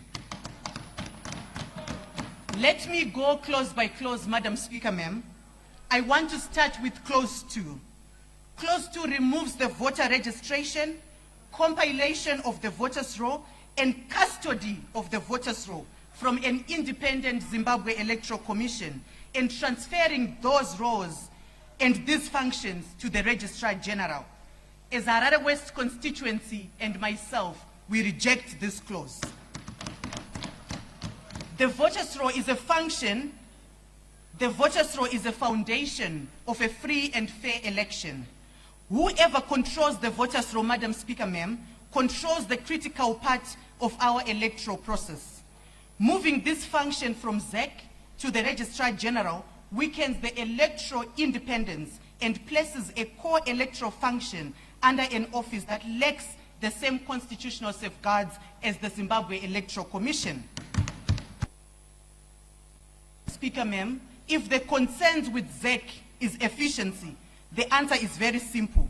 The answer is not to strip away ZEC of its mandate. The answer is to strengthen ZEC by making sure we improve data sharing with the Registrar General, modernizing registration systems. We're now in the 4th industrial revolution where we can make use of AI and also ensure transparency within ZEC. Let me quickly move on to clause 3. This is one of the most dangerous clauses, Madam Speaker, ma'am. It proposes that the president must be elected by members of parliament in a joint sitting of Senate and the National Assembly. The people of Harare West are very clear. The president must be elected directly by the people. We maintain that there must be one vote, one person, one vote must remain. Madam Speaker, ma'am, the question is, are we saying the liberation struggle and its gains were a mistake? One person, one vote, was it a mistake? Madam Speaker, ma'am, I want to say today, let us today not strip away the citizens of their right to vote. Why should an elected few decide for the majority?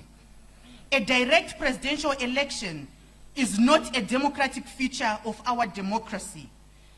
This is a central mechanism through which citizens exercise sovereignty.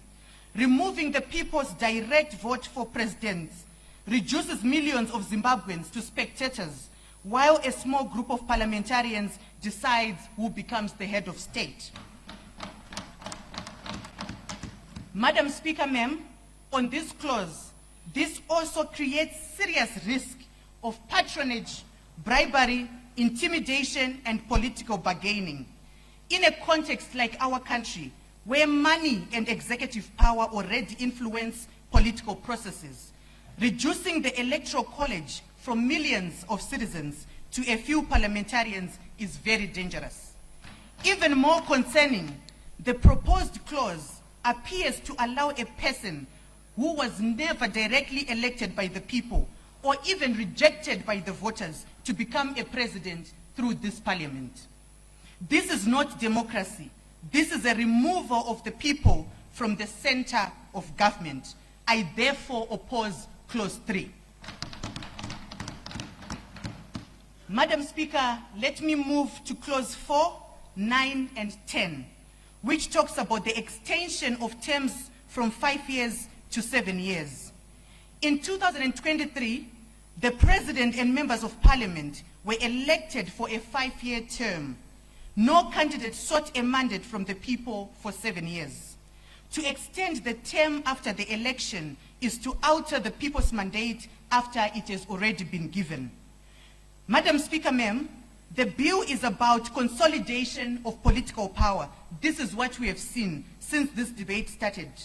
If one examines the political campaign surrounding this bill, particularly the advertisements that have been put out on radio and television, the focus is not on deepening democracy or strengthening our institutions or even improving the governance.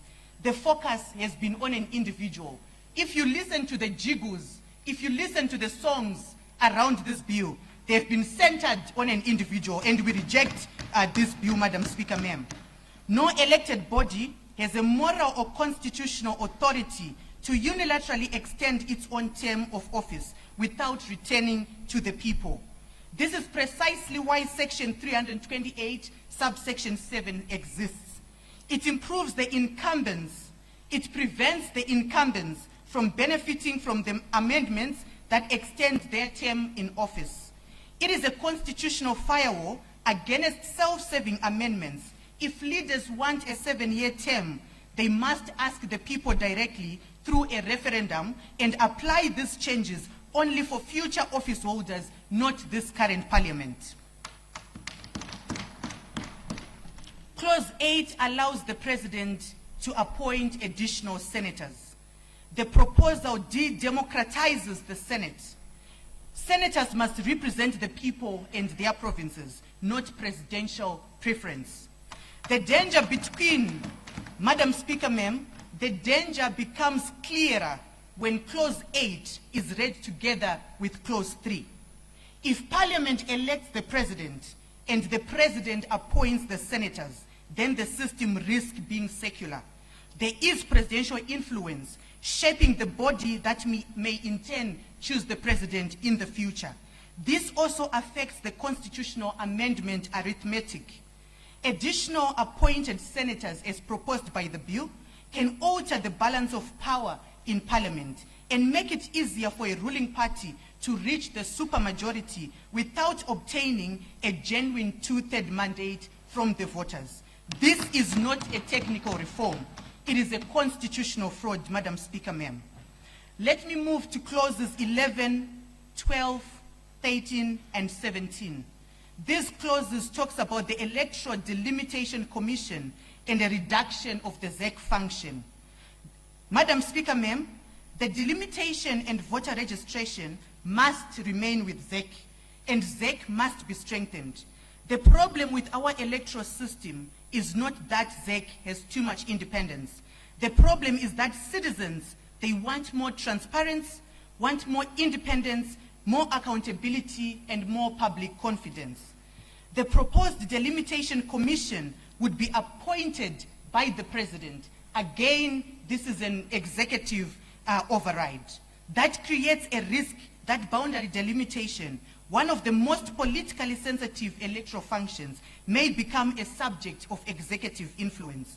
Free and fair elections require an independent institutions. These clauses move us in a different direction. The repeal in the constitutional provision requiring traditional leaders not to be members of political parties or to participate as partisan politics. This is clause 21. We strongly reject this clause. Traditional leaders serve communities made by the citizens from different political views. Their authority depends on neutrality, fairness, and trust. If traditional leaders become openly partisan, their constitutional role as community leaders and quasi-judicial authority is compromised. This clause also affects the Senate, because the chiefs, they are going to be sitting in the Senate as members of Parliament. So if chiefs are no longer constitutionally required to be non-partisan, then the democratic legitimacy of the Senate is further weakened. You have additional 10 senators, you have chiefs who are now partisan. This will weaken our Senate, Madam Speaker, ma'am. The traditional leaders must remain above partisan politics. They must not subscribe to any political party, Madam Speaker, ma'am. The recurring message from my constituents that I represent in this August House, Harare West constituents, was to demand for a referendum. The people of this country made the constitution. The people must decide whether it must be fundamentally altered. As their representative today, I wish to place their views before this House and submit that the Constitution of Zimbabwe, Amendment number 3 Bill, must be rejected in its entirety. The Constitution must be rejected in its entirety. The Constitution of this country belongs to the people, and no one has a right to play around with the people's constitution. Madam Speaker, ma'am, I therefore submit the views and concerns of the people of Harare West constituents. I thank you, Madam Speaker, ma'am.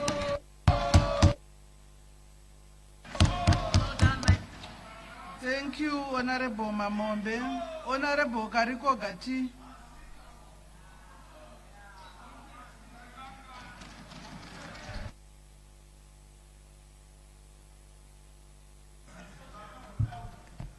Thank you, Madam Speaker. My name is Tawanda Karikoga, and Mushangoipa Gokwap.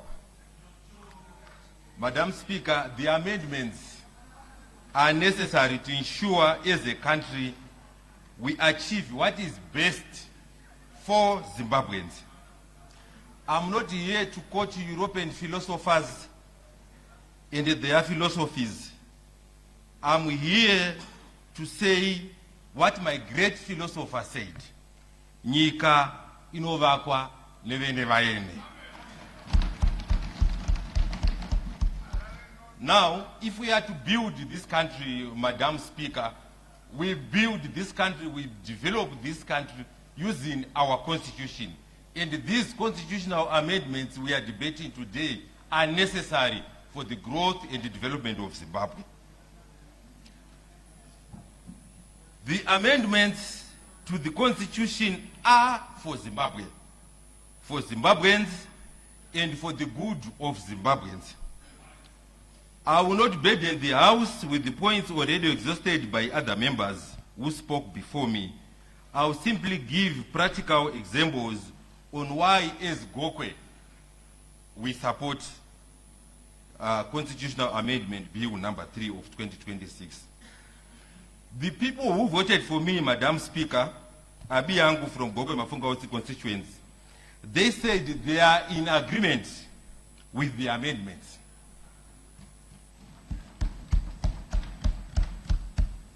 I will firstly focus on clause 17 that seeks to give registrar the mandate to register voters.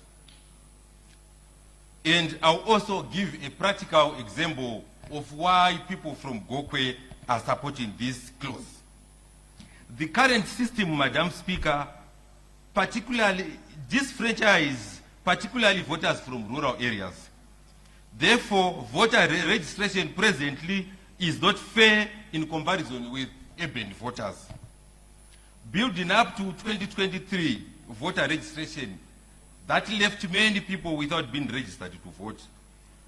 People, particularly from Gokwe South, over 15,000 of them, could not vote because the ZEC, without coordination with the Registrar General's office, embarked on a voter registration blitz, but people had no IDs. Madam Speaker, 2 weeks later, after ZEC was complete with their blitz, 2 weeks later, the registrar also went on a blitz to register, to give people IDs. And ZEC was already done with voters registration. And this left many of our people without being registered to vote.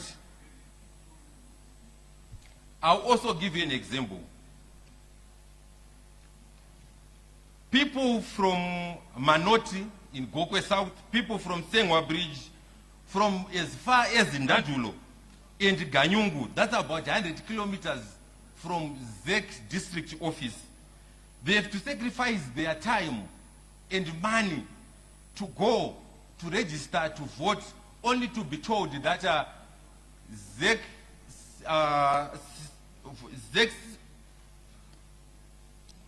network is offline.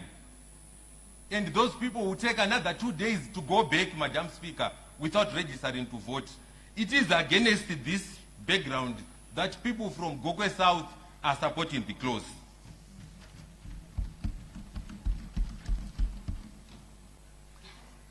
Our current constitution, Madam Speaker, is improved to avoid a constitutional crisis when it comes to election of the president.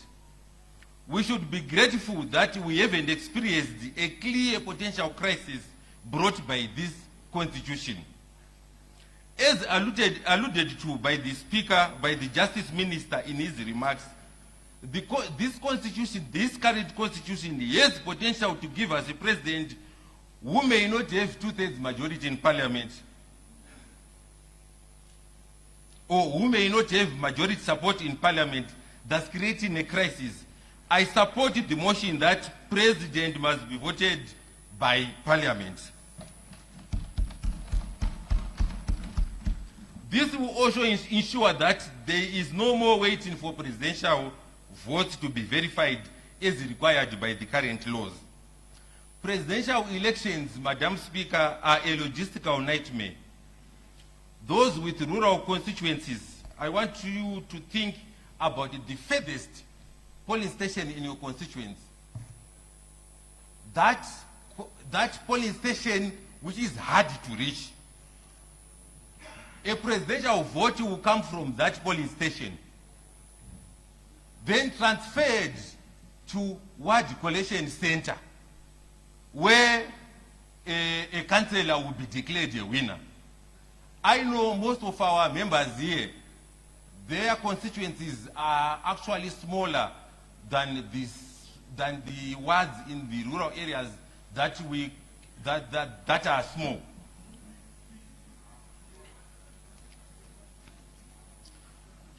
Then from the ward collation center, that vote will go to the constituent collation center.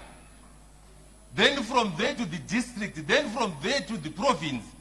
Then from there, Madam Speaker, the ZEC HQ will be having votes from 1,970 wards of this country. And the nightmare where that vote will wait until all 64 admin districts have been verified and announced. I think against this background, people from Gokwe, we say Parliament must vote for the President.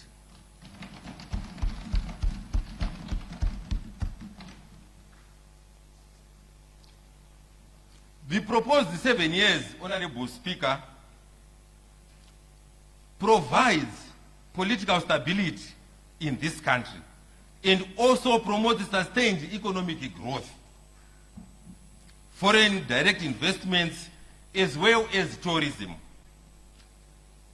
The infrastructure development that we are witnessing in this country indeed requires 7 more years to complete. This allows our government to implement long-term policy strategies and foster public trust, enabling social and human capital progress. Madam Speaker, allow me to sit down, and as I said earlier, people from Gokwe South, they are in support of this amendment bill. Further debate, I call upon Honorable Msiwa.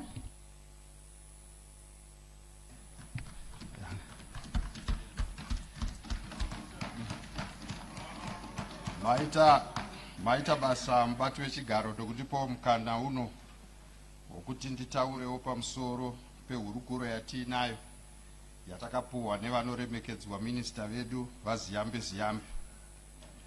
Ini ndakamiririra Mutoko East constituency inosanganisira nzvimbo dzinoti idzo Dombo rine Nhivi, Chije, Chibeta, Makora, Mushimbo, Chinyika, Chikara, Rukau, Nyamakosi, Kapondoro, Chisambiro, Chikukwa. Vese munzvimbo idzodzo vakandituma vakati izvoendai munotaura kuti tiri kutsigira zvizere, takanyura mari iri bhiri kuti izvo zvese zvirimo hapana chatinopokana nacho. Saka ndiri kuti semutungamiriri wekumutoko East constituency tinotsigira zvizere bhiri irori. Ndinoda kutaurawo zvakare kuti mamutoko macho ndine chimwe chigaro chandinacho chokuona mutoko yese nemaconstituencies matatu. Chigaro changu chakafanana icho, handichachitaura sechaziki na Honorable Mdunga Hama. Semutoko tiri kuti izvo tiri kutsigira CAB3 zvakasimba pasina kupokana.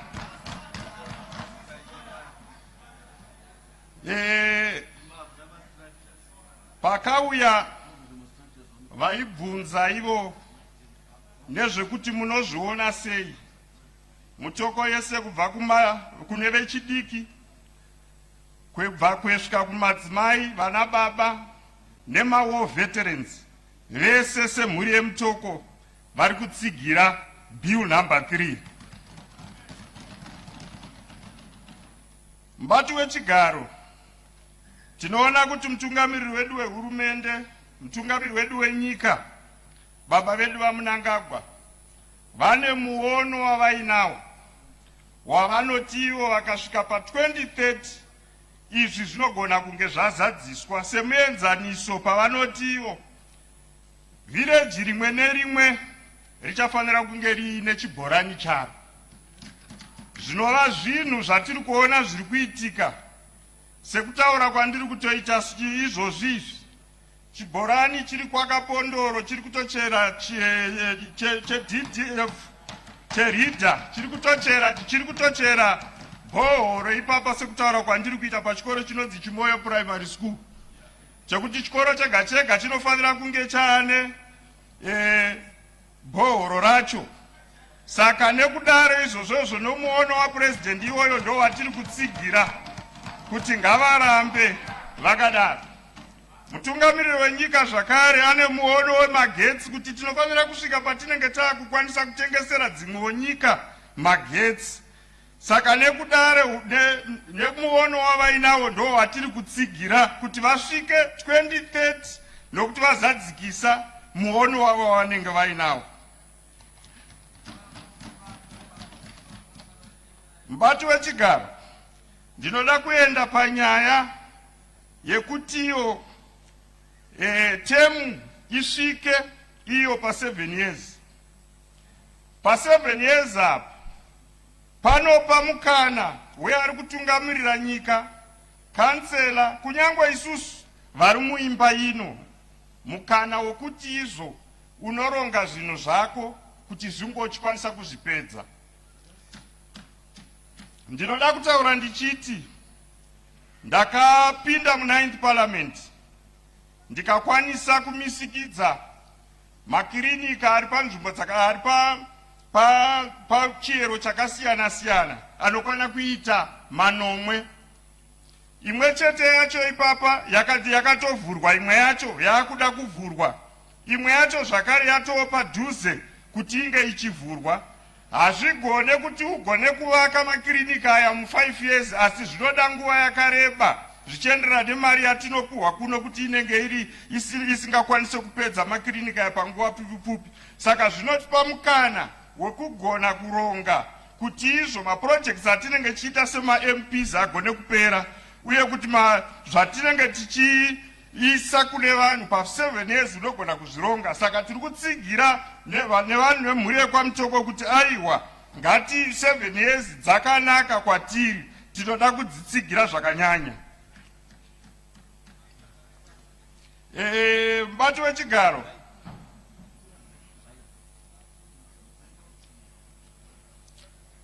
ndinoda kuti zvakare pakusarudzwa kwemutungamiriri wehurumende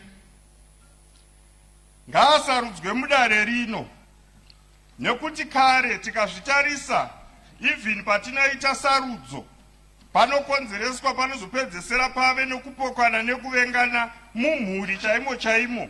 Vamwe vanenge vachirwira kuti toda kuti weda ahwine, uya vachirwira kuti toda kuti president weda ahwine. Saka panozopedzesera pane bongozozo. Zviri kureva kuti bongozozo rinoitika harisi kureva kuti rinokonzerwa nebato rimwe chete, asi zvinobva kumativi ese, nokuti tese tinenge chirwidzana kuti mutungamiriri wedu apinde. Saka akauya mutungamiriri tikamusarudzira muno, zvinotiitira zvakanaka. Tinenge isusu kana taakubatana tinongobatanawo tiri mupi, tiri muno, asi tasarudza mutungamiriri wani, mutungamiriri wedu muno.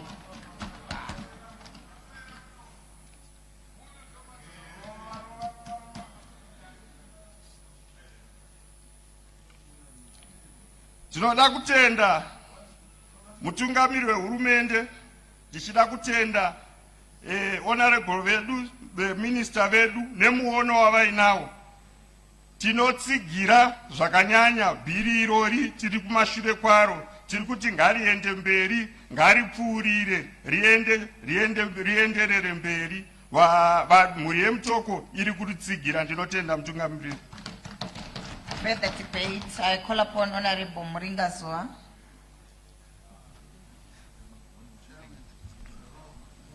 Good morning, Madam Speaker, ma'am. And I'd like to thank you for this the opportunity you gave me to debate on the CAB3.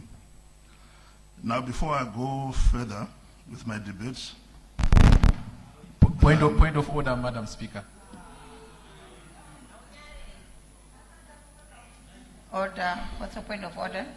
According to our ratio, Honorable Speaker, it's supposed to be 2 that side, 1 that side, this side. So if now we are now having the 3rd person debating from that side, while no one has been allowed to debate from this side. Well noted. I'm just following the list. I'll rectify. Honorable Mnangagwa, you may proceed. I'll correct it. Thank you, ma'am. Now, at this particular stage of this debate, Madam Speaker, I would like to point out that this debate has been going on for quite a while, and it has been debated almost exhaustively and professionally, especially, and I would say very fantastic views have come from honorable members, especially honorable members of this side of the House. And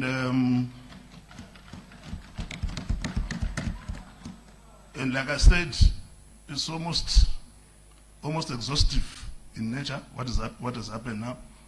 And it would take a lot of creativity to come up with a new angle to this debate, considering what has been said so far by the esteemed members of this House. Now, what, however, pushes me to come here and continue to debate, despite the fact that the debate has been debated exhaustively, is the fact that the people of my own constituency of Urungwe North insisted and said, Honorable Member, you are our representative in the House, and we insist that you go to the House and you go and and speak before the House and tell the whole nation what we as the people of Urungwe North have told you to go and say, which is we support the bill, the constitutional amendment bill number 3 in its entirety.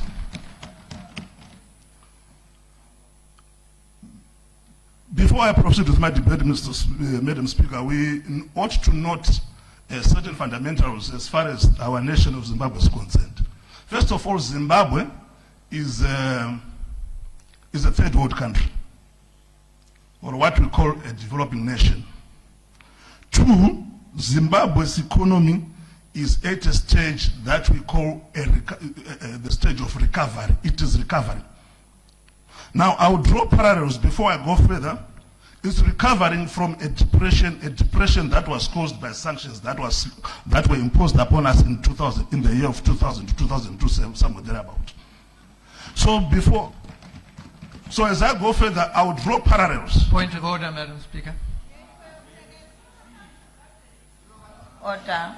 What's your point of order, Honorable James? Madam Speaker, we've heard the sanctions bit for quite a while now. It's sometimes used as a convenient excuse, and sometimes it's used as a progressive manner that we don't need sanctions, we can rely on local investment. If the sanctions were put on the government, and only the government can get them lifted. Honorable James, may you allow Honorable Mnangagwa to debate? Madam Speaker. Yes, our Government Chief Whip. I expect Honorable James, but for him to pretend that we were not under sanctions and we are still under sanctions is, for me, not honorable, but irresponsible, and may bring us to think, yes, more reasons to why he is saying that. Madam Speaker. Honorable B. James, I did not acknowledge you. We will not allow you to mislead the House. Madam Speaker, I'm not We will denying not allow that you there's sanctions. not to be honest in what you'll be saying. May you please take your seat. Honorable Mnangagwa, you may proceed. Madam Speaker, I'm not denying there's sanctions. It's just being used as an Honorable excuse. B. James, I did not acknowledge you. It's well known that our country is still under sanctions. You may proceed. Point of order, Madam Speaker. You may proceed. Point of order, Madam Speaker. Angareke kubuda uyu. You were treason. Honorable Mnangagwa, order. Honorable Mnangagwa, you may proceed. Point of order. Madam. Point of order. Honorable Chandra, I have made a ruling. I have a point of order. It's arising from what? I'm not tolerating that. Please, let's not disturb the process. Honorable Mnangagwa, you may proceed. Madam Speaker, ma'am. Hands kuzakati kwatara ungone katuri kwe. Now, Madam Speaker, ma'am, they say history repeats itself. I'm going to bring the House to a certain incident in history. You see, the United States of America at one point underwent a certain period that was called the boom. That period, the American economy grew almost to unprecedented levels at that time. And then it came to a time around the 1920s, that was the time of the presidents like Calvin Coolidge and Warren Harding. It went through what was called the Depression.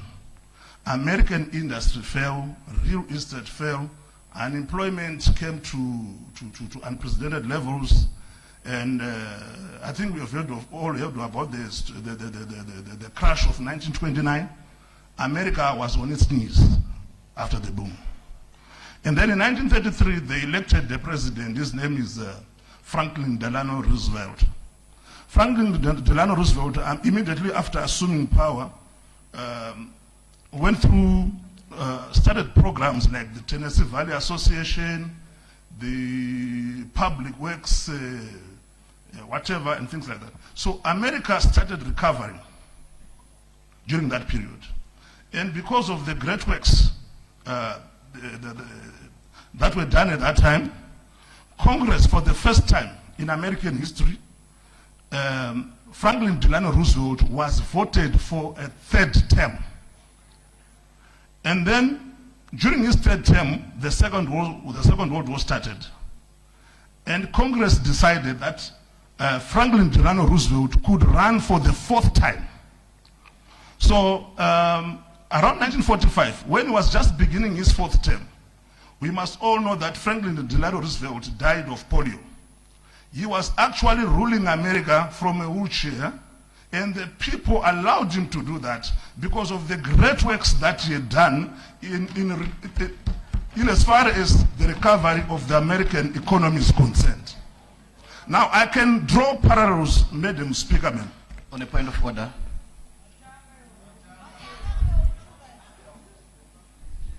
Order. What's the point of order, Honorable Ngatsuri? Madam Speaker, ma'am, I think it is a miscarriage of justice to use an example of the former President Roosevelt, who came through to power in 1933 to 1945. He was elected then because this was law in the United States before they had passed the 22nd Amendment, which was ratified in 1951. So it's tired intellectualism to pretend and to mislead the House. The Speaker is misleading the House. I do have the history, and we know it. Order, Honorable Ngatsuri. When you have a chance to debate, you can come up with your facts. We are being misled. May you allow Honorable Mnangagwa to finish his debate? Because when you do your research, you put your facts together. So may you allow him to finish his debate? We are well aware of the history, as the Honorable Member alludes, Madam Speaker, ma'am. But we are drawing parallels. We never said our constitution with the Constitution of America is the same. No, we didn't say that. What we are saying here is the bottom line is the same. A great leader who takes a country out of, through a recovery deserves more time. This is the basic tenet of this whole argument. It's not about the American Constitution said that, the Zimbabwean Constitution said this, no. The bottom line is the man who led America from the Depression to the recovery was given 4 terms. Basically, a great leader who takes a nation from a depression to a recovery needs more time to finish his programs. And the parallels that I draw with American with the United States of America, Madam Speaker, ma'am. It's very simple. When you look at it, around 1939, the World War II started. And when you look at when you look today, how many wars are there? When you look at the geopolitics of this world right now, we are in a state of war, almost a third war. So the parallels, we can draw parallels from the American experience to the Zimbabwean experience, madam. Now, when His Excellency Dr. Mnangagwa came into office in 2018, we all saw phenomenal growth of our economy. I mean,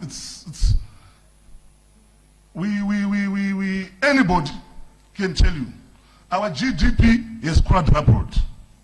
Our, what do you call this, our economic growth is at 6%, against a global average of 2.9. We are now producing 100% of our basic needs. Cooking oil, rice, you name it. We no longer import anything. Before 2018, the most fashionable thing to smuggle in Zimbabwe, the most profitable was cooking oil. Today, if you bring cooking oil in Zimbabwe, you are not going to find a single buyer who can buy your cooking oil. We are producing, you don't see any delight. The delight you see in Zimbabwe now is written made in Zimbabwe. Actually, smuggling of cooking oil is happening from Zimbabwe to Zambia. Our companies that were non-existent at that time, like for example, the Sunny Ifeng factory here in Norton is producing double the amount of tiles that SADC can consume. But before 2018, we were importing tiles from South Africa.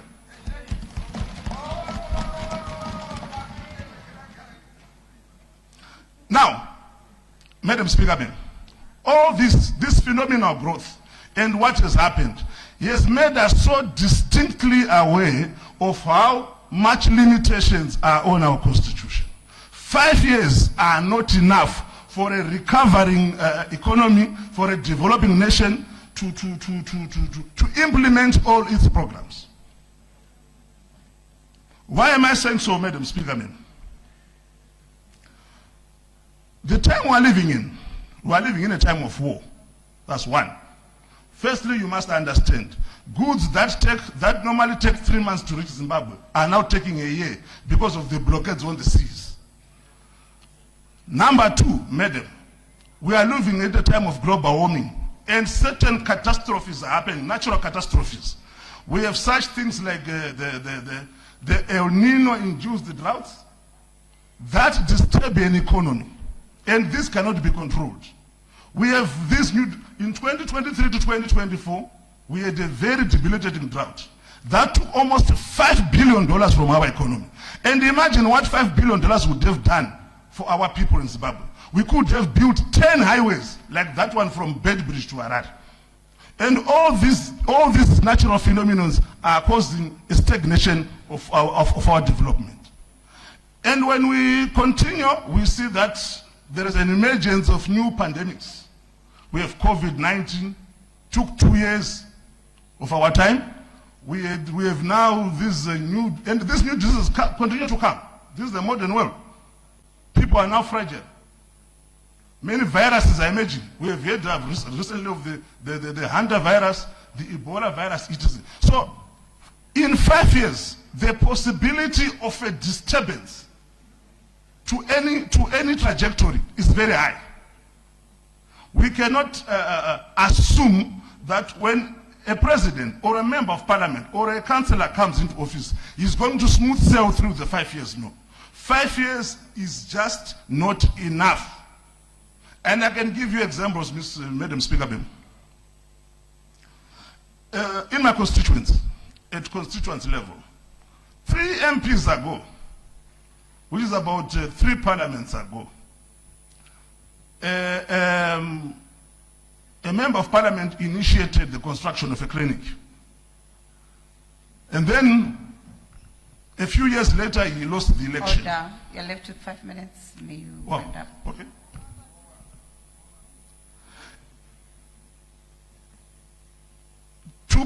Two parliaments later, a parliament later, another term later, another MP came, and another MP came. And when I came as member of parliament, I found that building at window level. If you go there, and then when I tried to start to resume the construction, I could not even find the plan of that building. Up to now, we can't find it. And we cannot continue with that building anymore. This is the same because this honorable member did not get enough time to implement and finish his projects. And whoever came after him started his own projects. And what I'm saying here is also true on national level. A third world country, Madam Speaker, ma'am, relies on many resources for its projects. And these resources sometimes are external. Negotiations have to be made by external financiers. Money has to be borrowed from here, from there. Just the mobilization of resources takes 3 to 4 years. 2 to 3 years, 3 to 4 years. Implementation, another 4 or 5 years. Before even that project is on 25% completion, we start running for elections again. And what happens when you change candidates in such quick rotation? No development.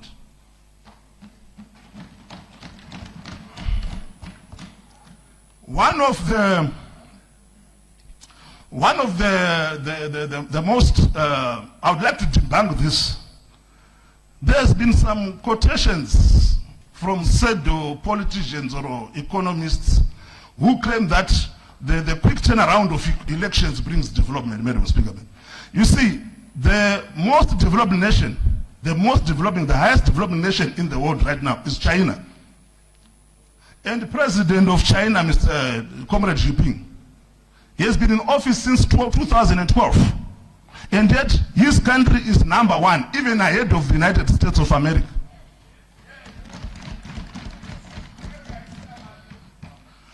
So, I would have wanted to debate on other issues here, Madam Speaker, but since my time is gone, I would say...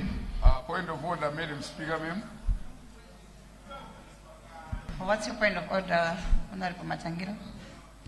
Madam, when a member is debating constructively like this, I seek extension of his time. Thank you.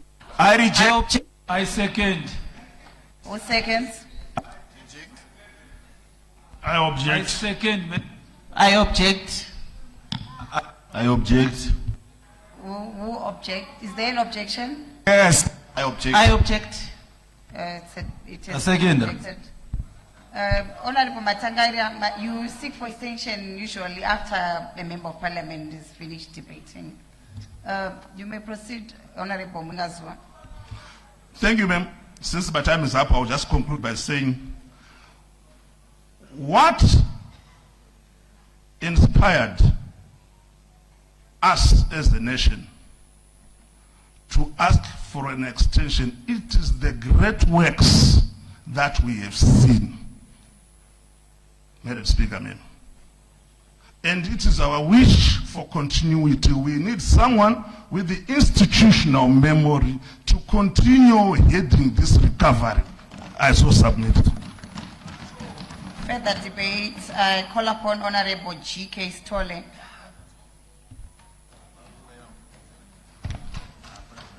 Thank you so much, Madam Speaker, for the opportunity for me to debate and air the views of the people that I represent, the good people of Chitungwiza North constituency. I rise to oppose, let me make it categorically clear, to oppose this constitutional amendment number bill. I've been making personal consultations with the people from my constituency, and we've been discussing about this bill, and the general majority of the people, they are opposed to this bill.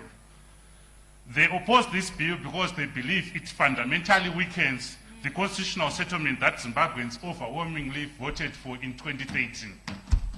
The constitution is just not an ordinary act of parliament. It is the supreme expression of the people's will. It was negotiated, debated, subjected to a referendum, and endorsed by millions of Zimbabweans. Therefore, constitutional amendments must only be undertaken where they are compelling national necessity and not where there is political convenience. Madam Speaker, CAB3 proposes extending the tenure of the President, Parliament, and local authorities. I ask the simple question: what national crisis requires an extension? Zimbabwe does not have a constitutional crisis that is coming from 5-year electoral cycles. Currently, the crisis that we have, especially from my constituency in Chitungwiza North, is the crisis of unemployment. It is the crisis of healthcare crisis. It is also the crisis of non-delivery, of service delivery. And we also have a crisis of water. The people of Chitungwiza North have been asking, since most members have been saying, no, there are certain projects that needs to be finished. If you remember very well, Mr. Speaker said, in November 1999, Chitungwiza North, there was a groundbreaking ceremony where there was a launch of a railway project from Harare to Chitungwiza. And it's now more than 2 decades down the line. That project hasn't been finished. So the people are asking, why would we expect the government to finish this project in 2 years when it couldn't finish it in 20 years? Then we also go to the issue of Muda Dam. There's a huge crisis of water in Chitungwiza. And Chitungwiza actually doesn't have a source of water of its own. It receives its water from Harare. And Chitungwiza people have been promised that there will be construction of Muda Dam. And this promise was done more than 2 decades ago. Up to now, the people of Chitungwiza, they actually have to get water from Harare. So they are saying they are heavily opposed to this proposal to extend the term of office of the President, Parliament, and the local authorities. And in addition to that, Section 328 of the Constitution is very clear, Madam Speaker. We cannot be beneficiaries of a subject that will be debating in this House. We, members of Parliament, we cannot be discussing and debating on this very day of 12th June, saying that, no, we want to extend our own term of office. There is a conflict of interest there. So the people are saying, no, if you want to extend your term, come back to us. Then we can have in the form of a referendum. And if there is a referendum, then we can put our views so that everyone would know. And there's nothing to be afraid of. The statistics that have been released by Parliament administration shows that the consultations that were done, 99 or 95%, whichever the figure, but above 90%, people were agreeable to this CAB3. If that is the majority that is agreeable, why shouldn't we go for a referendum so that we do what the people expect on the ground? So in Chitungwiza, the constructions of the roads and nothing is being done, and we have lost a lot of lives in Chitungwiza on that basis. Madam Speaker, let me go to the issue of traditional leaders. The people of Chitungwiza have been saying that there's no need for traditional leaders to be actively involved in politics, because these are the custodians of our culture and our traditions. So there's no point and there's no need for these leaders who should be our custodians of the culture to be deliberating and actively involved in politics. Then a villager in Binga, a farmer in Gokwe, a vendor in Bari, and a teacher in Chipinge must have the same right to choose a president as any member of Parliament. The right to vote directly for one's president is not a privilege, Madam Speaker. It is a democratic right. Madam Speaker, our liberation... Order, Honorable Stole. What's your point of order? The Honorable Member is debating, but this Constitution doesn't seek to deny people to vote. Or if they want to vote for the President, they can be members of Parliament. Then they will come and vote for the President. So if they want to be included in the voting for the President, the simple issue is coming to Parliament as MPs. Honorable Stole may be guided and stick to the presentation that was presented by the Honorable Minister. May you proceed? Thank you, Madam Speaker, ma'am. During the liberation struggle, Jason Ziapapa Moyo, senior leader in the liberation struggle, he fought for what was called and what is still called universal suffrage, which means every Zimbabwean citizen has a right to vote for a councillor, for an MP, and for a president. By saying that Parliament will vote for a president, without the participation of every Zimbabwean. We are taking away that right from every Zimbabwean citizen. Even if you look at the liberation struggle, there was Nikita Kambarani Mangena. He actually was a respected military commander. He actually fought for one man, one vote. Even if you look at the first chairperson of ZANU-PF, Herbert Chitepo, he actually fought for one man, one vote. So the issue of one man, one vote cannot be substituted by Parliament debating. Honorable Stole. Madam Speaker, I think when we are debating, let's not conflict and get confused. When we got our independence, we got the right for everyone to vote on an equal basis. And we never had a direct presidential election until 1990. So this attempt to grandstand and link the liberation struggle to an event that happened in 1990 is very mischievous, and he must withdraw that. Order. Honorable Stole, may you withdraw your statement? Okay, I withdraw my statement. Okay. Then there's this issue that has been said by colleagues from the other side when they were saying if we delay elections, it helps to cut costs. In everything that we do a cost-benefit analysis. The cost of postponing elections doesn't exceed the cost of people being in public offices, spending more time without accountability. The cost of, if you look at Zimbabwean statistics in terms of illicit financial flows, in terms of corruption, Zimbabwe is losing so much. It's because we are having maybe more than 5 years without election. It means public officers will spend more time without facing accountability. And let me move on to the other issue of having 10 more senators, Madam Speaker. Currently, Parliament as it is currently constituted, we have more than 210 constituencies. We are already bloated, Madam Speaker. In my opinion, we should actually reduce the constituencies from 210 to 110, so that we do not put a burden on the taxpayers' money. The argument that we should add 10 more senators to the Senate, it only increases the number of people who gets to Parliament without the participation of the very same citizens that they are supposed to represent. And in addition, the argument that those senators will be technical persons who will be able to assist the president in appointing the cabinet, that might not work because we already have qualified people and experience in this house. If you look at Honorable Madziwanyika, he's very experienced. He can be a finance minister. And so much honorables in this house, Madam Speaker. So, getting back to the point of traditional leaders, the Constitution deliberately insulated traditional leaders from partisan politics because the nation recognized the danger of mixing traditional authority with party politics. Madam Speaker, I further submit that the security services of Zimbabwe must continue to uphold the Constitution without fear or favor. The defense forces belong to Zimbabwe. They do not belong to a political party. They do not belong to a government of the day. They do not belong to an individual. They belong to the Republic. Professional security services are the cornerstone of every constitutional democracy. Hence, I propose and I insist that the defense forces must always be allowed to uphold the Constitution, Madam Speaker.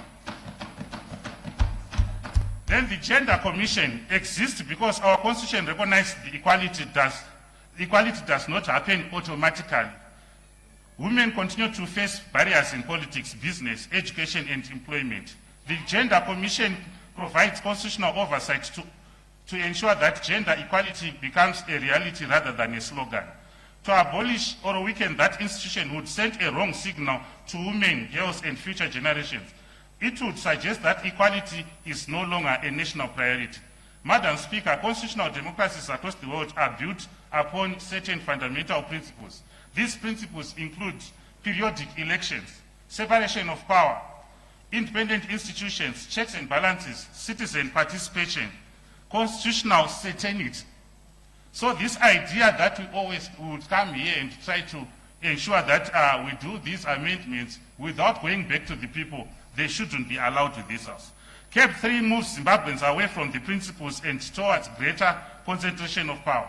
The Constitution was designed to limit power, not to expand it. It was designed to protect future generations, not merely accommodate present political interests. History teaches us that nations prosper when institutions are stronger than individuals. Today we are not deciding what is convenient for politicians, we are deciding what is safe for Zimbabwe's democracy. The people of Chitungwiza are asking where the railway is. They are asking where Muda Dam is. They are asking where fresh water is. They are asking for jobs. So, Madam Speaker, in conclusion, I would want to say the people of Chitungwiza have said clearly that they do not support this bill in its entirety. Thank you. Further debate, I call upon Honorable Dina Tiso.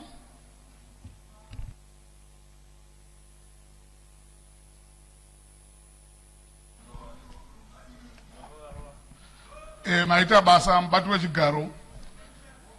Ini ndakamira pano ndinobva ku Bikita West constituency, Masvingo province. Ndatumwa nevanhu voku Bikita West kuti endai munotsigira bhiri CAB3.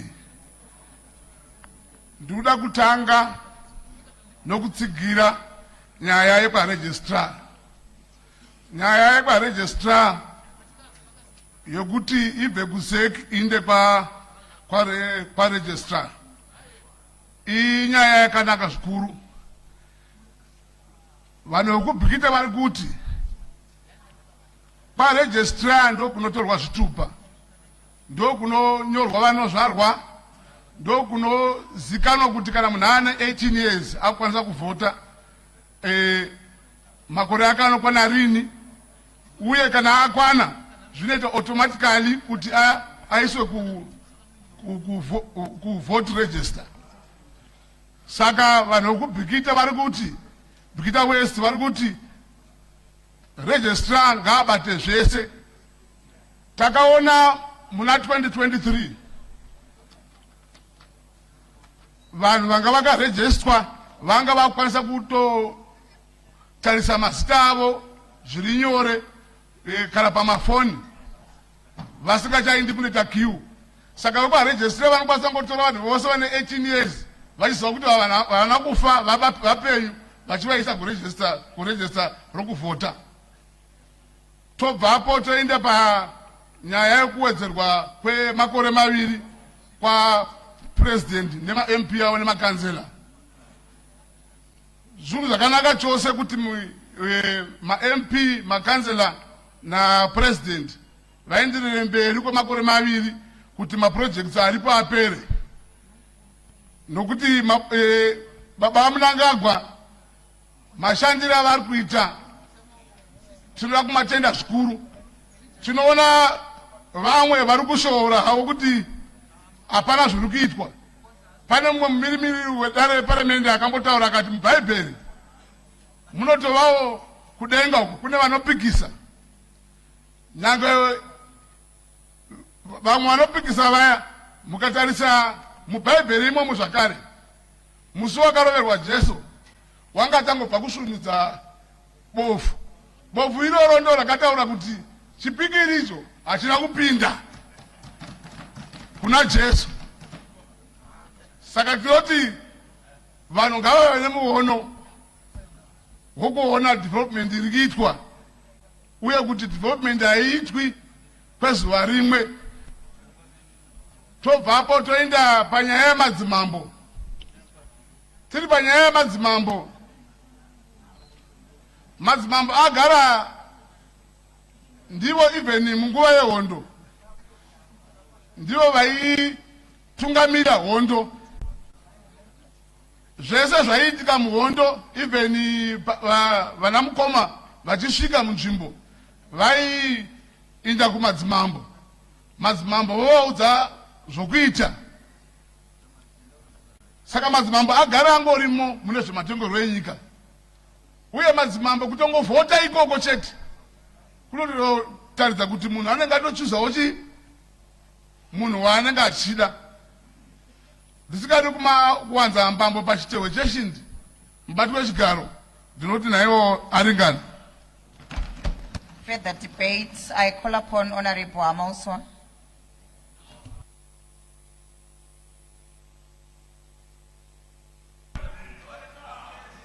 Thank you, thank you, Madam Speaker, ma'am. Sorry for that. Madam Speaker, ma'am, I'd like to thank you for this precious opportunity to air views regarding CAB3 on behalf of the good people of Warren Park constituents, on behalf of all progressive churches and the true Christian community, and on behalf of over 10 million people. Point of order. Who still... Point order, Honorable Amauswa. Madam Speaker, there are no true and false churches. They are all churches. You are not a representative of churches. You are not a God who knows which one is true and false. Thank you. Honorable Amauswa, can you please withdraw? Madam Speaker, ma'am, can you please withdraw and rephrase?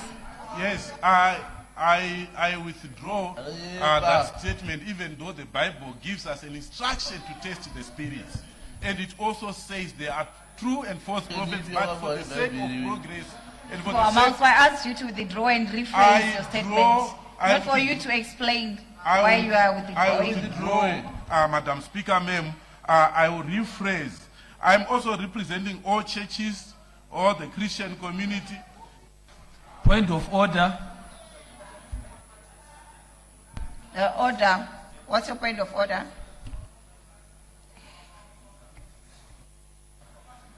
uHamauswa akapresenta abantu abayi over 10 million ku constituency yakhe kapresenta abantu so kumele kulungise konoko.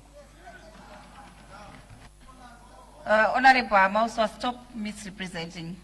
You may proceed. I know people fear figures. It's fine, I withdraw, Madam Speaker, ma'am. I also stand here, Madam Speaker, ma'am, on behalf of all the people of Zimbabwe who hold on to the words of the illustrious son who came to be known as the father of democracy. Order. Honorable Amauswa, order. What's your point of order?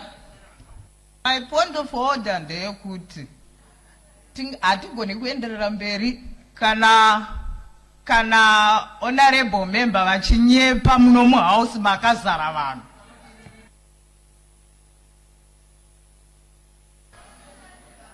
Honorable Amauswa, may you be factual.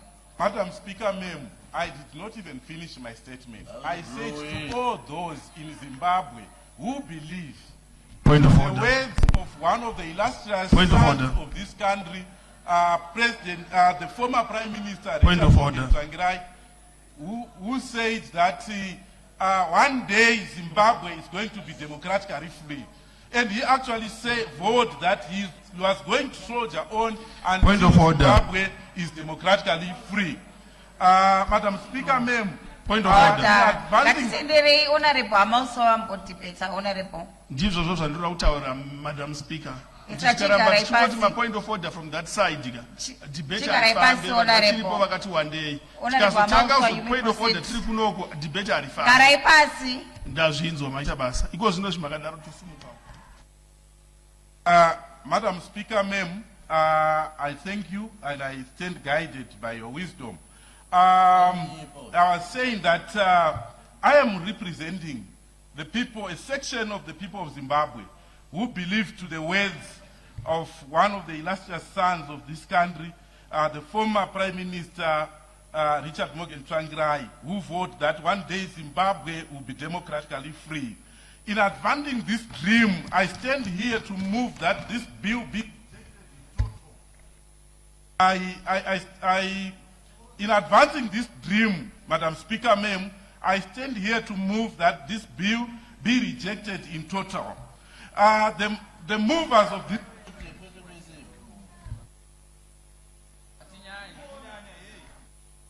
Speaker Ma'am, we have also the capacity to match their capacity to frustrate us with the capacity. Order, Honorable Amauswa, can you please stick to your debate? We may also retaliate, and it will Honorable Amauswa, that's not part of the debate. Can you No, stick to but the presentation that was made by the they don't Honorable need to do Minister? that. I was May you seated debate. here. I never interrupted anyone. And this is not their country. We all belong to the same country. This is the reason why we are rejecting this bill. Order, Honorable This is the Amauswa. reason why we say this bill does not promote equality. The way we are being treated here, it's pathetic. Is this the parliament that is going to elect the president? A parliament without order. Order, Honorable Amauswa. Can disrupt the Order, debate. Honorable Amauswa.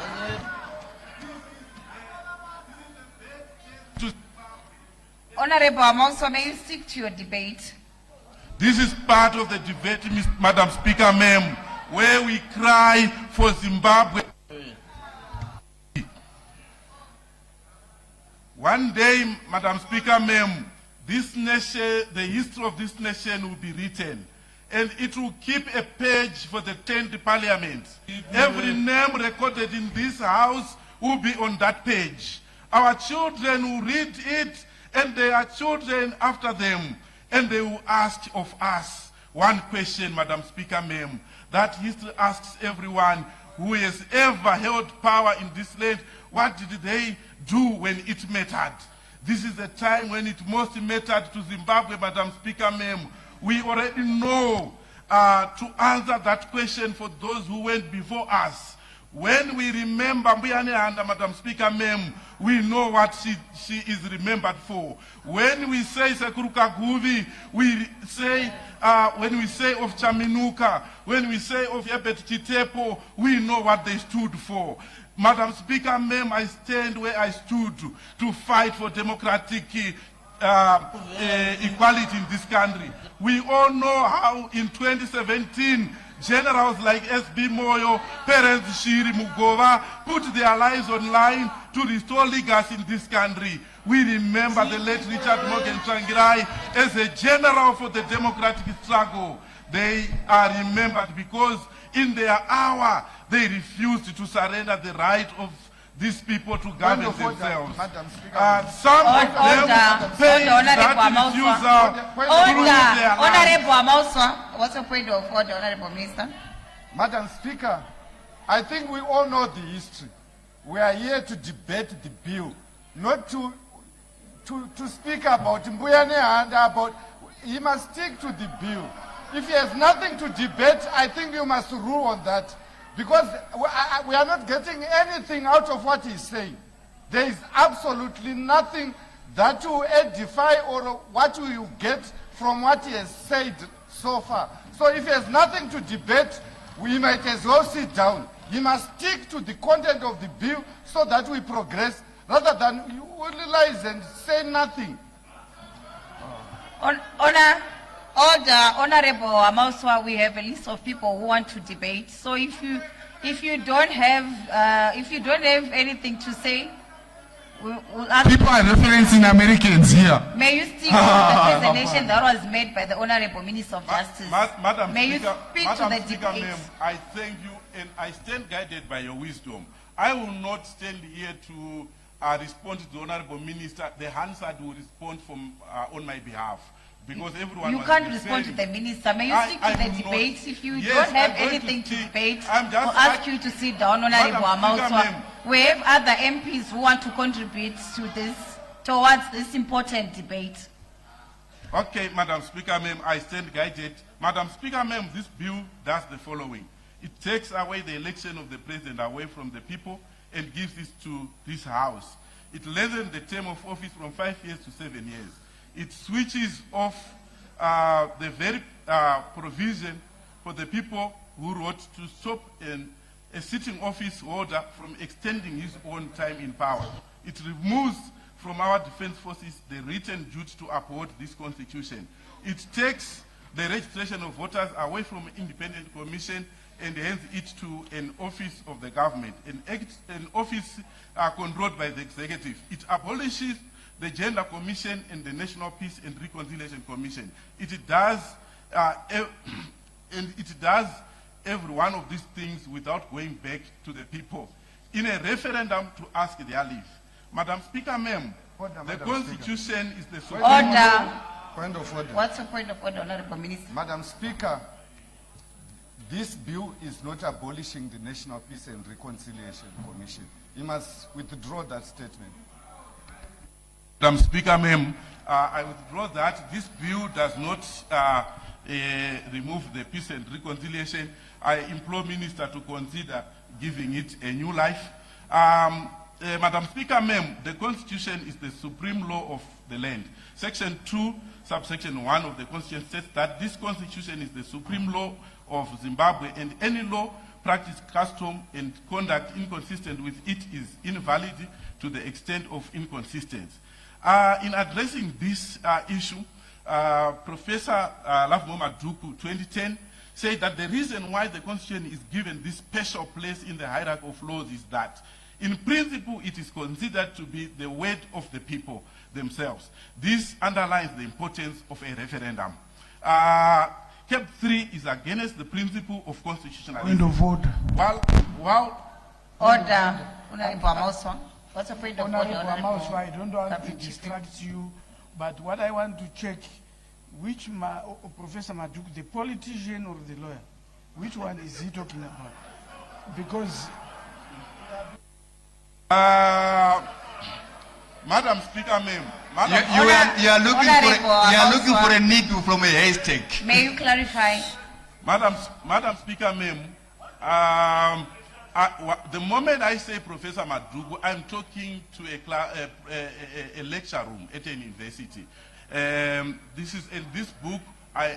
This is no. You can check on his book if that is unnecessary, and I don't think the caliber of the government chief will continue doing that. CAB3 is against the principle of constitutionalism. Walsh of 2007 notes that constitutionalism is an idea often associated with the political theories of John Locke and the founders of American Republic, that government should be legally limited in its powers and that its authority depends on observing these limitations. This means government is a creature of the Constitution. It is below the Constitution and not above it. John Locke is well-known for advancing his own version of social contract, where they say social contract is an escape route from the state of nature to a civilized society. The state of nature, according to John Locke, was characterized by unpredictability of laws, chaos, and lack of judicial independence. Thomas Hobbes stated that the state of nature was characterized by war of every man against every man, and life was nasty, short, and brutish. And this is exactly what was depicted by the minister, to say there was toxicity. Toxicity, I would want to refer it to a situation that is in the state of nature. And I propose, Madam Speaker, ma'am, that allegations of rigging will characterize the electoral cycles in this country. Electoral violence was also there. As a result, Madam, even on the economic front, there have been allegations of policy inconsistencies, where we have policies like Zim asset, indigenization law that have been changed midway without being implemented. So the social contract theorists advise that the route from chaos to a normal civilized state is through dialogue, not nefarious change of governing structures, or the use of lawfare to tilt the power matrix, as is going to happen in Senate, where currently we know without the vote from the opposition, the ruling party will not have two-thirds majority. It means that if that vote is used wisely, this bill is not going to pass. But once the bill is passed, the president is going to have an unfair and authoritarian advantage to actually control both houses. And this should not be allowed. If it was going to be suspended, maybe until after an election. So we cannot have a situation where a sitting president will then change a law that will then tilt the power matrix in the Senate. According to Greg Leamington, 2001, Constitutions are generally difficult to change, and the fundamental constitutional principles are placed beyond simple majority. Order. You are left with 5 minutes. This led to the principle called counter-majoritarian rule. An American scholar, Stephen Holmes, writing in support of the counter-majoritarian position, states that basic function of a constitution is to remove certain basic function of a constitution from democratic processes, that it ties the community's hands. This is to withdraw certain subjects from political controllers, as to place beyond reach of simple majorities, as to establish, for instance, the amendment of the right to vote, to elect the president. Historically, Madam Speaker, ma'am, Zimbabwean courts have ruled that the constitution gives them power to determine in the event of litigation whether parliament had acted within the provisions of the constitution when enacting the law concerned. Courts can set aside and invalidate any legislation enacted by the parliament if correct procedures were not followed. The Supreme Court explained this position in the case of Smith versus Mutasa. And another, this was in relation to the former Rhodesian Prime Minister Ian Smith, that in 1989 the parliament had suspended him without salary for making remarks that were considered as contempt of parliament. Dumbuchena CJ then said the constitution of Zimbabwe is the supreme law of the land. It is true that parliament is the supreme in legislative field as assigned to it by the constitution, but even the parliament cannot step outside the bounds of the authority prescribed to it by the constitution. The learned Chief Justice, according to Linington, stated that Zimbabwe is a constitutional democracy. It is not a parliamentary democracy. In a constitutional democracy, both parliament and the executive are creatures of the constitution. Therefore, they can only do that, they can only do what they are prescribed to do by the constitution. Madam Speaker, ma'am, on the passionate plea for a referendum, I would like to encourage the Minister of Justice to consider the essential features doctrine. I would like to refer this House to the words of the then Chief Justice Gabe, who considered the application of essential features doctrine to Zimbabwe. Honorable Amoswa. Order. Oh, what's a point of order, Honorable Minister? Madam Speaker, the honorable member rightly pointed out that we are supposed to be guided by the Constitution. He must show me where in the Constitution we are supposed to go to the referendum. We don't need to be told what a scholar said. He must tell me what the Constitution says and what the bill is doing that is violating that provision.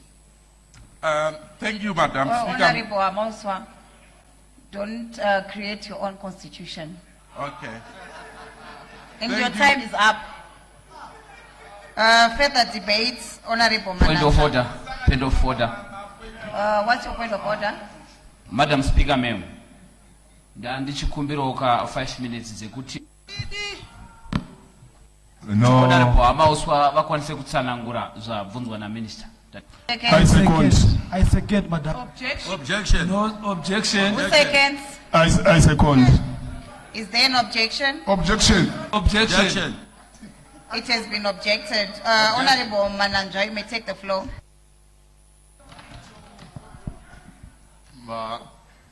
maita basa mubato wechigaro nekuti panguva yekuti ndiwedzerewo izwi pamusoro pe bill number 3. ini zita rangu nonzi kuda kwashe Mananzva, ndiri mumiririri wezvimba East constituency inosanganisa pano pamakagara panapa.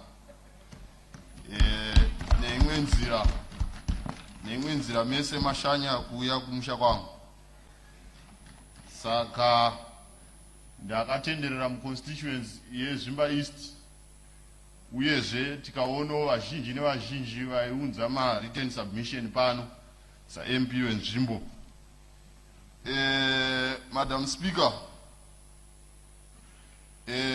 constituency kwandobva vari kubvumirana CAB3. I have a point of order. The honorable member who is speaking came through a back door. Order. Honorable Amoswa, I did not acknowledge you. No. Honorable Amauswa. Order. Order. I'm not going to acknowledge him anymore because I had not acknowledged them. Honorable Amauswa, you're out of order. Honorable Manager, you may proceed. Maita basa mbatu wechigaro ndakamboita mufundisi kuchechi saka pandaitaura vanhu vaimanifesta mukaona vari kutaura vari kutobuda mweya wakaipa. Madam Speaker, ndasumuka kuti ndiso mashoko angu mashoma ekutsinhira.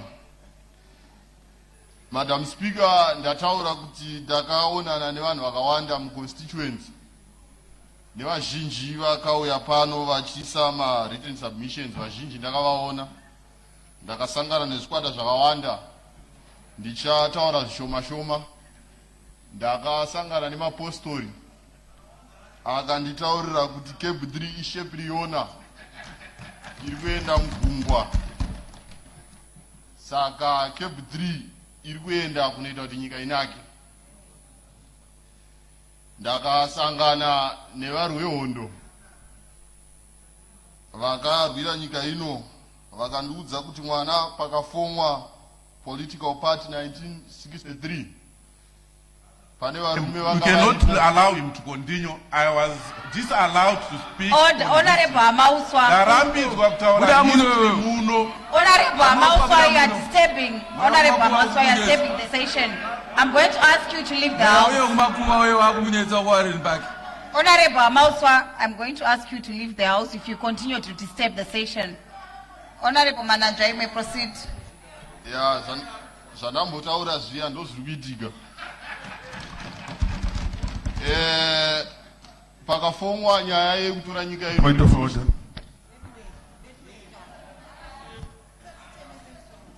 Point of order. Order.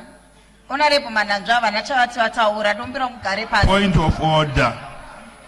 Dombira mugare pasi, muri Point kudisturb of order. session. Point of order. Arising from what? Patanga tichiteerera debate rese ndambosumuka pano ndikati nyaya yekusumuka tichiita mapoint of order iyi ichakanganisa debate kuti riende mberi. Iko zvino izvi vamanhanzva vari kutaura kuti pandinotaura vanhu vari manifest vanhu vakaisa mapoint of order obati ndo zvandambotaura zviya kuzvidzana nekutukana kwakadaro vachitiza nekuti shepriona hazvina kunaka mimba ino, zvinokanganisa kufamba kwedebate. Ende tinokumbirawo kuti kana tichidhibheta tidhibhete murusungunuko kwete kuti tine utungamiriri wokuti unongochitoresponda. Tazvinzwa, chigarai pasi. Honorable Manager, you may proceed.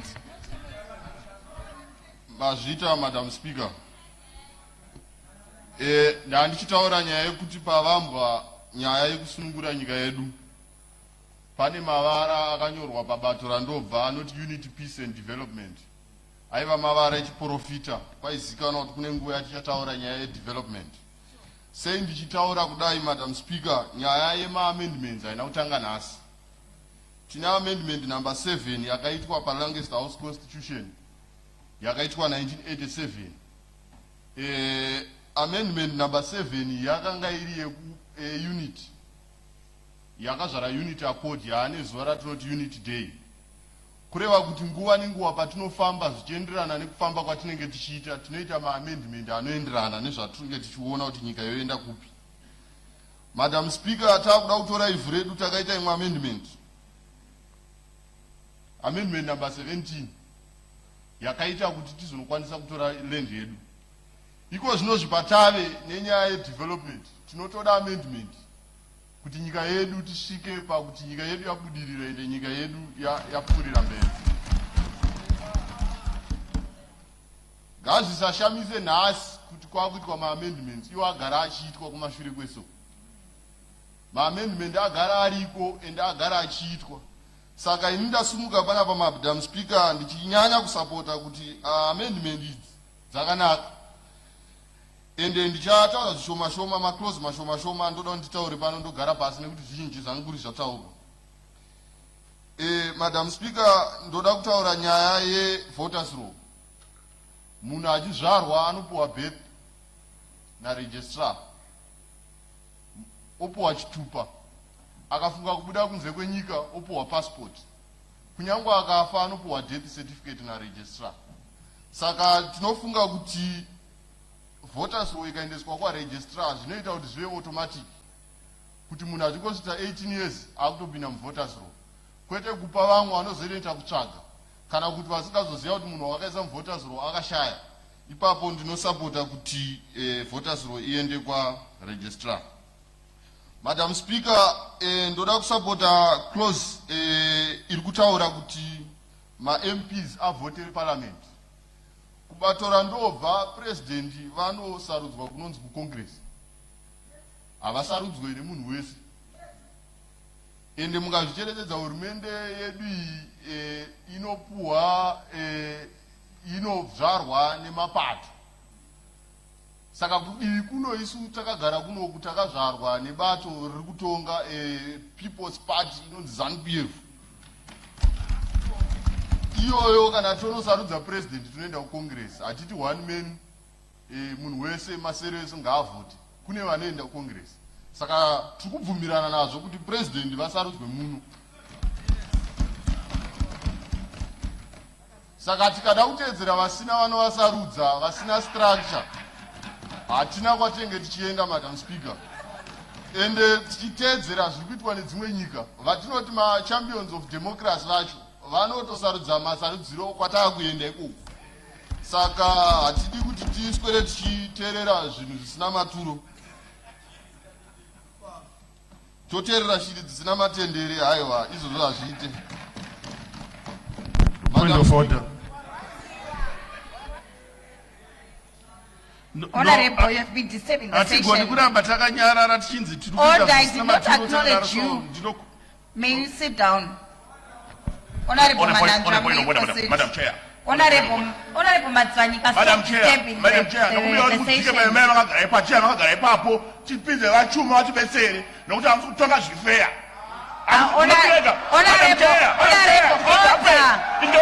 Ichokwadi.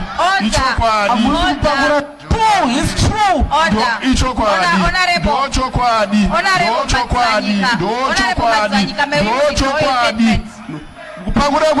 Honorable Matswanyika, may you withdraw your statement. Order. Honorable Matswanyika, may you withdraw your statement. Honorable Matswanyika, Honorable Matswanyika, may you leave the house? May you leave the house, Honorable Matswanyika? Honorable Matswanyika, may you leave the house? I will leave the house, but Honorable Matswanyika, leave the house. Honorable Mnangagwa, you may proceed. Point of order. Point of order. Honorable, let's not disturb the session. May you allow Honorable Mnangagwa to finish his debate? I'm rising on a point of order. May you allow Honorable Mnangagwa to finish his debate? Honorable Speaker, kana tasimudza point of order, avachakwanisi kuenderera nedebate. Kusvika magadzirisa mapa mutongo pane Honorable Mnangagwa, you may take a seat. What's your point of order? Maita basa bato chigaro. Dambudziko rikuitika pana Honorable Mnangagwa ndeyekuti vari kushandisa language yekuinsider, yekusvora zvinova zvinhu zvamagara manga muchimborambidza panga pachitaura Honorable Hamauswa. For example, vari kuti hatingaswere tichiteerera zvisina maturo. Zvazvinoreva ndezvekuti mamembers ari kuno zvavari kutaura hazvina maturo. Order. Honorable Mnangagwa, vana wavataura kuti Madam Speaker, Mnangagwa, may you stick to your debate? Honorable Speaker, point of order. Changirai, you are not disturbing, and you have been doing that. It's arising from what I've made a ruling, from what Honorable Speaker. I'm not giving you the point of order. I've made a ruling already. May you allow Honorable Mnangagwa to proceed? Honorable Mnangagwa, may you debate? Maita basa mbato echigaro. Ndichipedzisa mbato echigaro. Rega iende kushoko ra Mwari Hebrews 7. 18 and 19. Nditendere ndiverenge nechirungu. The old rule then is set aside because it is weak and useless. for the law of Moses could not make anything perfect. And now a better hope has been provided through which we will come near God. Madam Speaker, mutemo wekare taakuisa pasaidi nekuti taona kuti hatina kwatiri kuenda nawo. Zvakanaka zvaakuuya, saka taona zvakakodzera kuti kebhu iyi nekuri kuenda vision yenyika yedu hatingati izvezvizvi. Madam Speaker, 5 years ichokwadi ishoma, nekuti 2 years ndedzevamwe kuramba kuti handa kudyiwa, dzekurwa kubva kwatinobva kungave kuma party kwedu neku-opposition. 2 years idzodzo hadzina development. Gore rimwe chete ndore kushanda, pasara 2 years wakatogara muno muparliament kunenge kwane candidate kumusha. Saka ndoda kutenda minister vakaunza bhiri iri muno kuti tabva tapinda pa 7 years idzo dzakaitwa naJehovha achisika nyika, tobva tangoita complete zvareva kuti chirevo chaMwari chazadziswa. Point of order. Madam Speaker, ndoda kupedzisa nenyaya yemadzishe. Point of order. Order, Honorable Makumire, let's not step. Dobra mukare pasi. Honorable Mnangagwa, you may continue. Point of order, Madam Speaker. Makumire, let's not disturb. Madam Speaker, Let's not disturb. May you take your seat? I am guided by the standing rules. Garai pasi, Honorable Makumire. Honorable Mnangagwa, you may proceed. I have a point of order, Madam Speaker. Allow me to raise my point of order. Honorable Makumire, ndati garai pasi. I am guided Musangoda kudisturb session every time. By the standing rules and orders of this house. Garai pasi. We must be bound by the green. Ndinda kuudza kuti garai pasi. I'm the chair. No, you cannot change the rules. Don't abuse power. Another speaker. Honorable Mnangagwa, you may proceed. Point of order. Mazvita mbate chigaro. Point of order, Madam Speaker. Tenda nekuti Point of order yangu, Madam Speaker, ndeyekuti Matoa out of order because I never acknowledged you, Honorable Makumire. May you take your seat? And nakukutendera yekutaura. Garai pasi. The point. Honorable Makumire, garai pasi. Must not.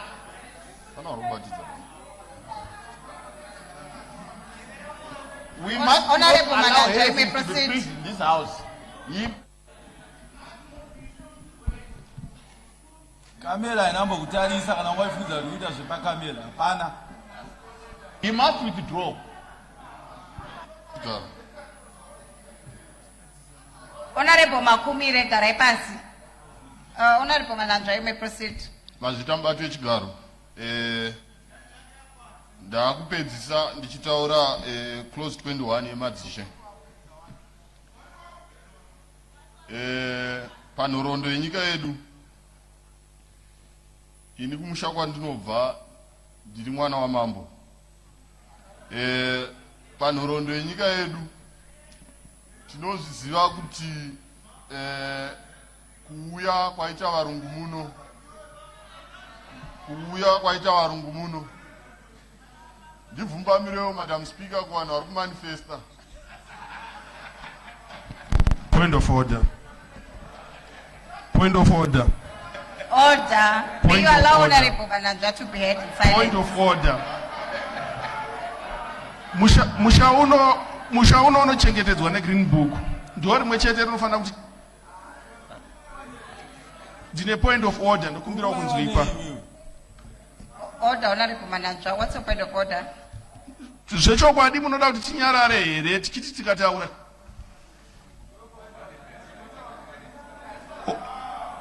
Zvechokwadi munoda kuti tinyarare tichinzi tikataura tinonzi tiri kumanifesta.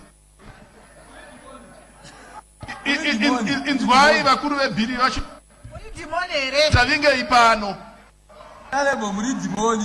Izvezvi tarisai muone munotedza kunyararidza vanhu. Asi kana tikataura motizvoni tibude panze. Tongere enyu che. Tonge matangira nda violence. Yeah, I've gotten your point. You may take your seat. Honorable Mnangagwa. Chiti gaga gamchi budita donjore. All right, Mazita, Madam Speaker.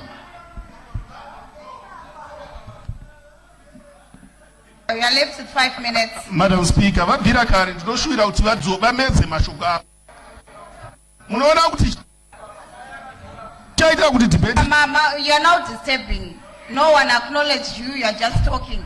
Because avasati vamedze.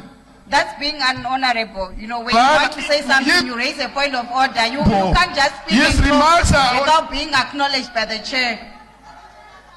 The way you are going to order.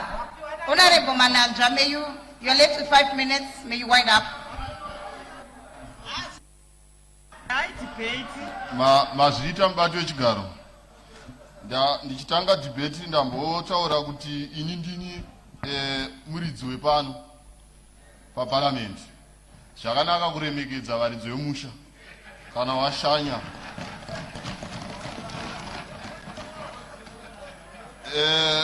Madam Speaker, ndanga ndichitaura nyaya yemadzishe. Ini vasekuru vangu vamashonganyika vakachekwa musoro nevarungu kuenda kuLondon. Vairwira nyika ino. Vairwira kuti vasatorerwe nyika.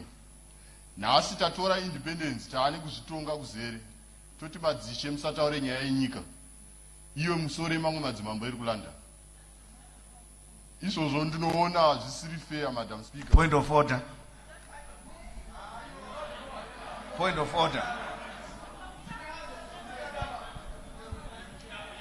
Order. What's your point of order, Honorable Shaipa? Maita basa mubati wechigaro. Honorable.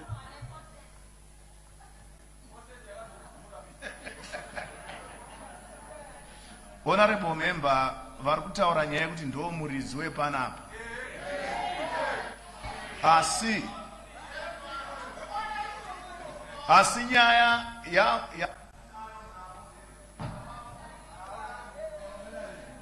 kana vakutora makuponi vari kuti ndinobva kure vachitora 12 munhu wepana anotora mangani. Honorable Shaipa, no, let's be serious. Honorable Mnangagwa, you may proceed. Fact.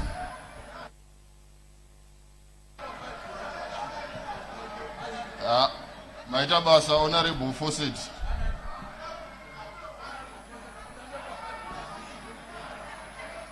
Tinotenda mubati wechigaro.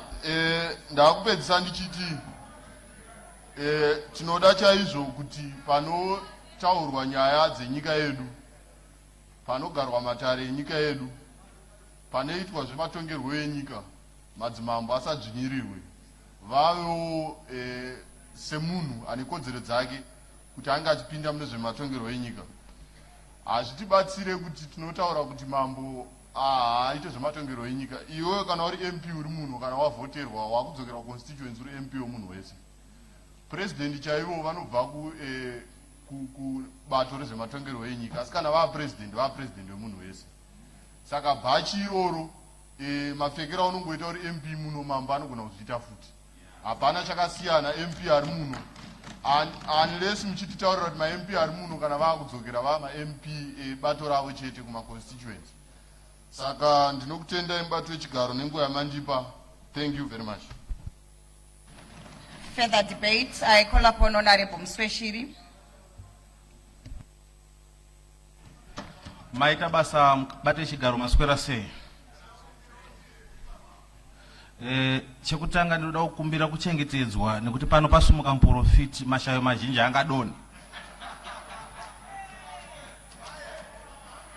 Ndinoda kutanga nekutenda minista wedu negwaro rawakauya naro CAB3. Ndinoda kuritsigira zvikuru ndiine mashoko andatumirwa kubva kumudzi. Kumudzi uko ndine zvigaro zvinoti wandei chinobata mashisti yose. Saka ndakamirira mashisti yose ndichimirira zvakare mudzi north. Vagari vekumudzi north vandituma vachiti enda unotaura uchiti zvatakakutuma zviye kuti CAB3 bho zvekuti. Wagari vekumudzi North uye Mash East vari kufara nebasa guru riri kuitwa nemutungamiri wenyika vanoyo president wedu Dr. Emmerson Mnangagwa avo vatakapiwa naMwari.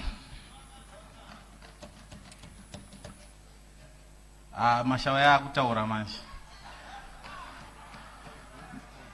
Mubato wechigaro ndinoshamisika zvikuru nemumwe munhu anoramba achiti nguru handidye asi muto wacho ndinomwa. Bhiri iri rakanakira munhu wese nekuti riri kubatsi kunyange vari kuita sevari kuripikisa mumakoridhomo vari kurifarira. Ndinoda kubata extension yeterm kubva mu5 years kusvika mu7 years. Iyo iri kupa kuti budiriro mukati menyika ioneke nekuti kune vazhinji vakanga vachirwisana kubvira mukubva kwema elections. Vandaikwikwidzana nawo rombo rakanaka nderekuti kwedu vanoziva zvinodiwa nevanhu. Ndakawana 99.2% kuma elections saka havagoni kukurisa. Kune vakauya vachiteera zvebhiriri tatina vanopikisa vashoma zvichireva kuti bhiriro rirasapotwa nemunhu wese kuMash uye mumudzi North.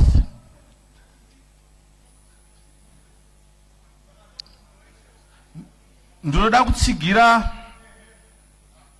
kuti president asharudzwe nevamiriri veparamendi. Isu takasharudzwa nevanhu vemumaconstituents medu. Kumudzi North vakataura vachiti iwe ndiwe watakatuma kuti enda unotimiririra. Zvino tinotarisira kuti zvese zvauchanotaura ikoko ndo zvatinenge takutuma. Vane zvizhinji zvavakandituma maererano nemadevelopments anodiwa muconstituents. Zvibhorani nekugadzirwa kwemigwagwa vari kuratidza kufara nazvo. Ndosaka vari kusimbisa vachiti kunyangwe pakusharudzwa kwapresident takavimba newe uye tinomira newe, chienda unotaura uchiti tiri kusapota bhiri.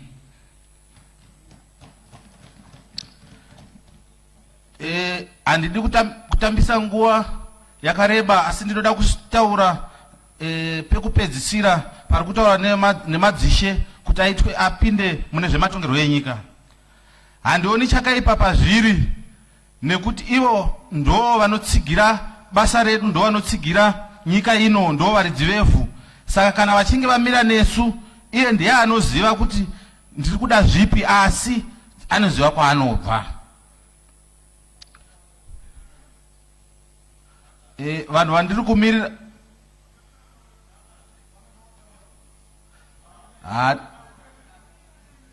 madhimoni aya akutaura zvino maita basa mubato wechigaro. Ndatenda.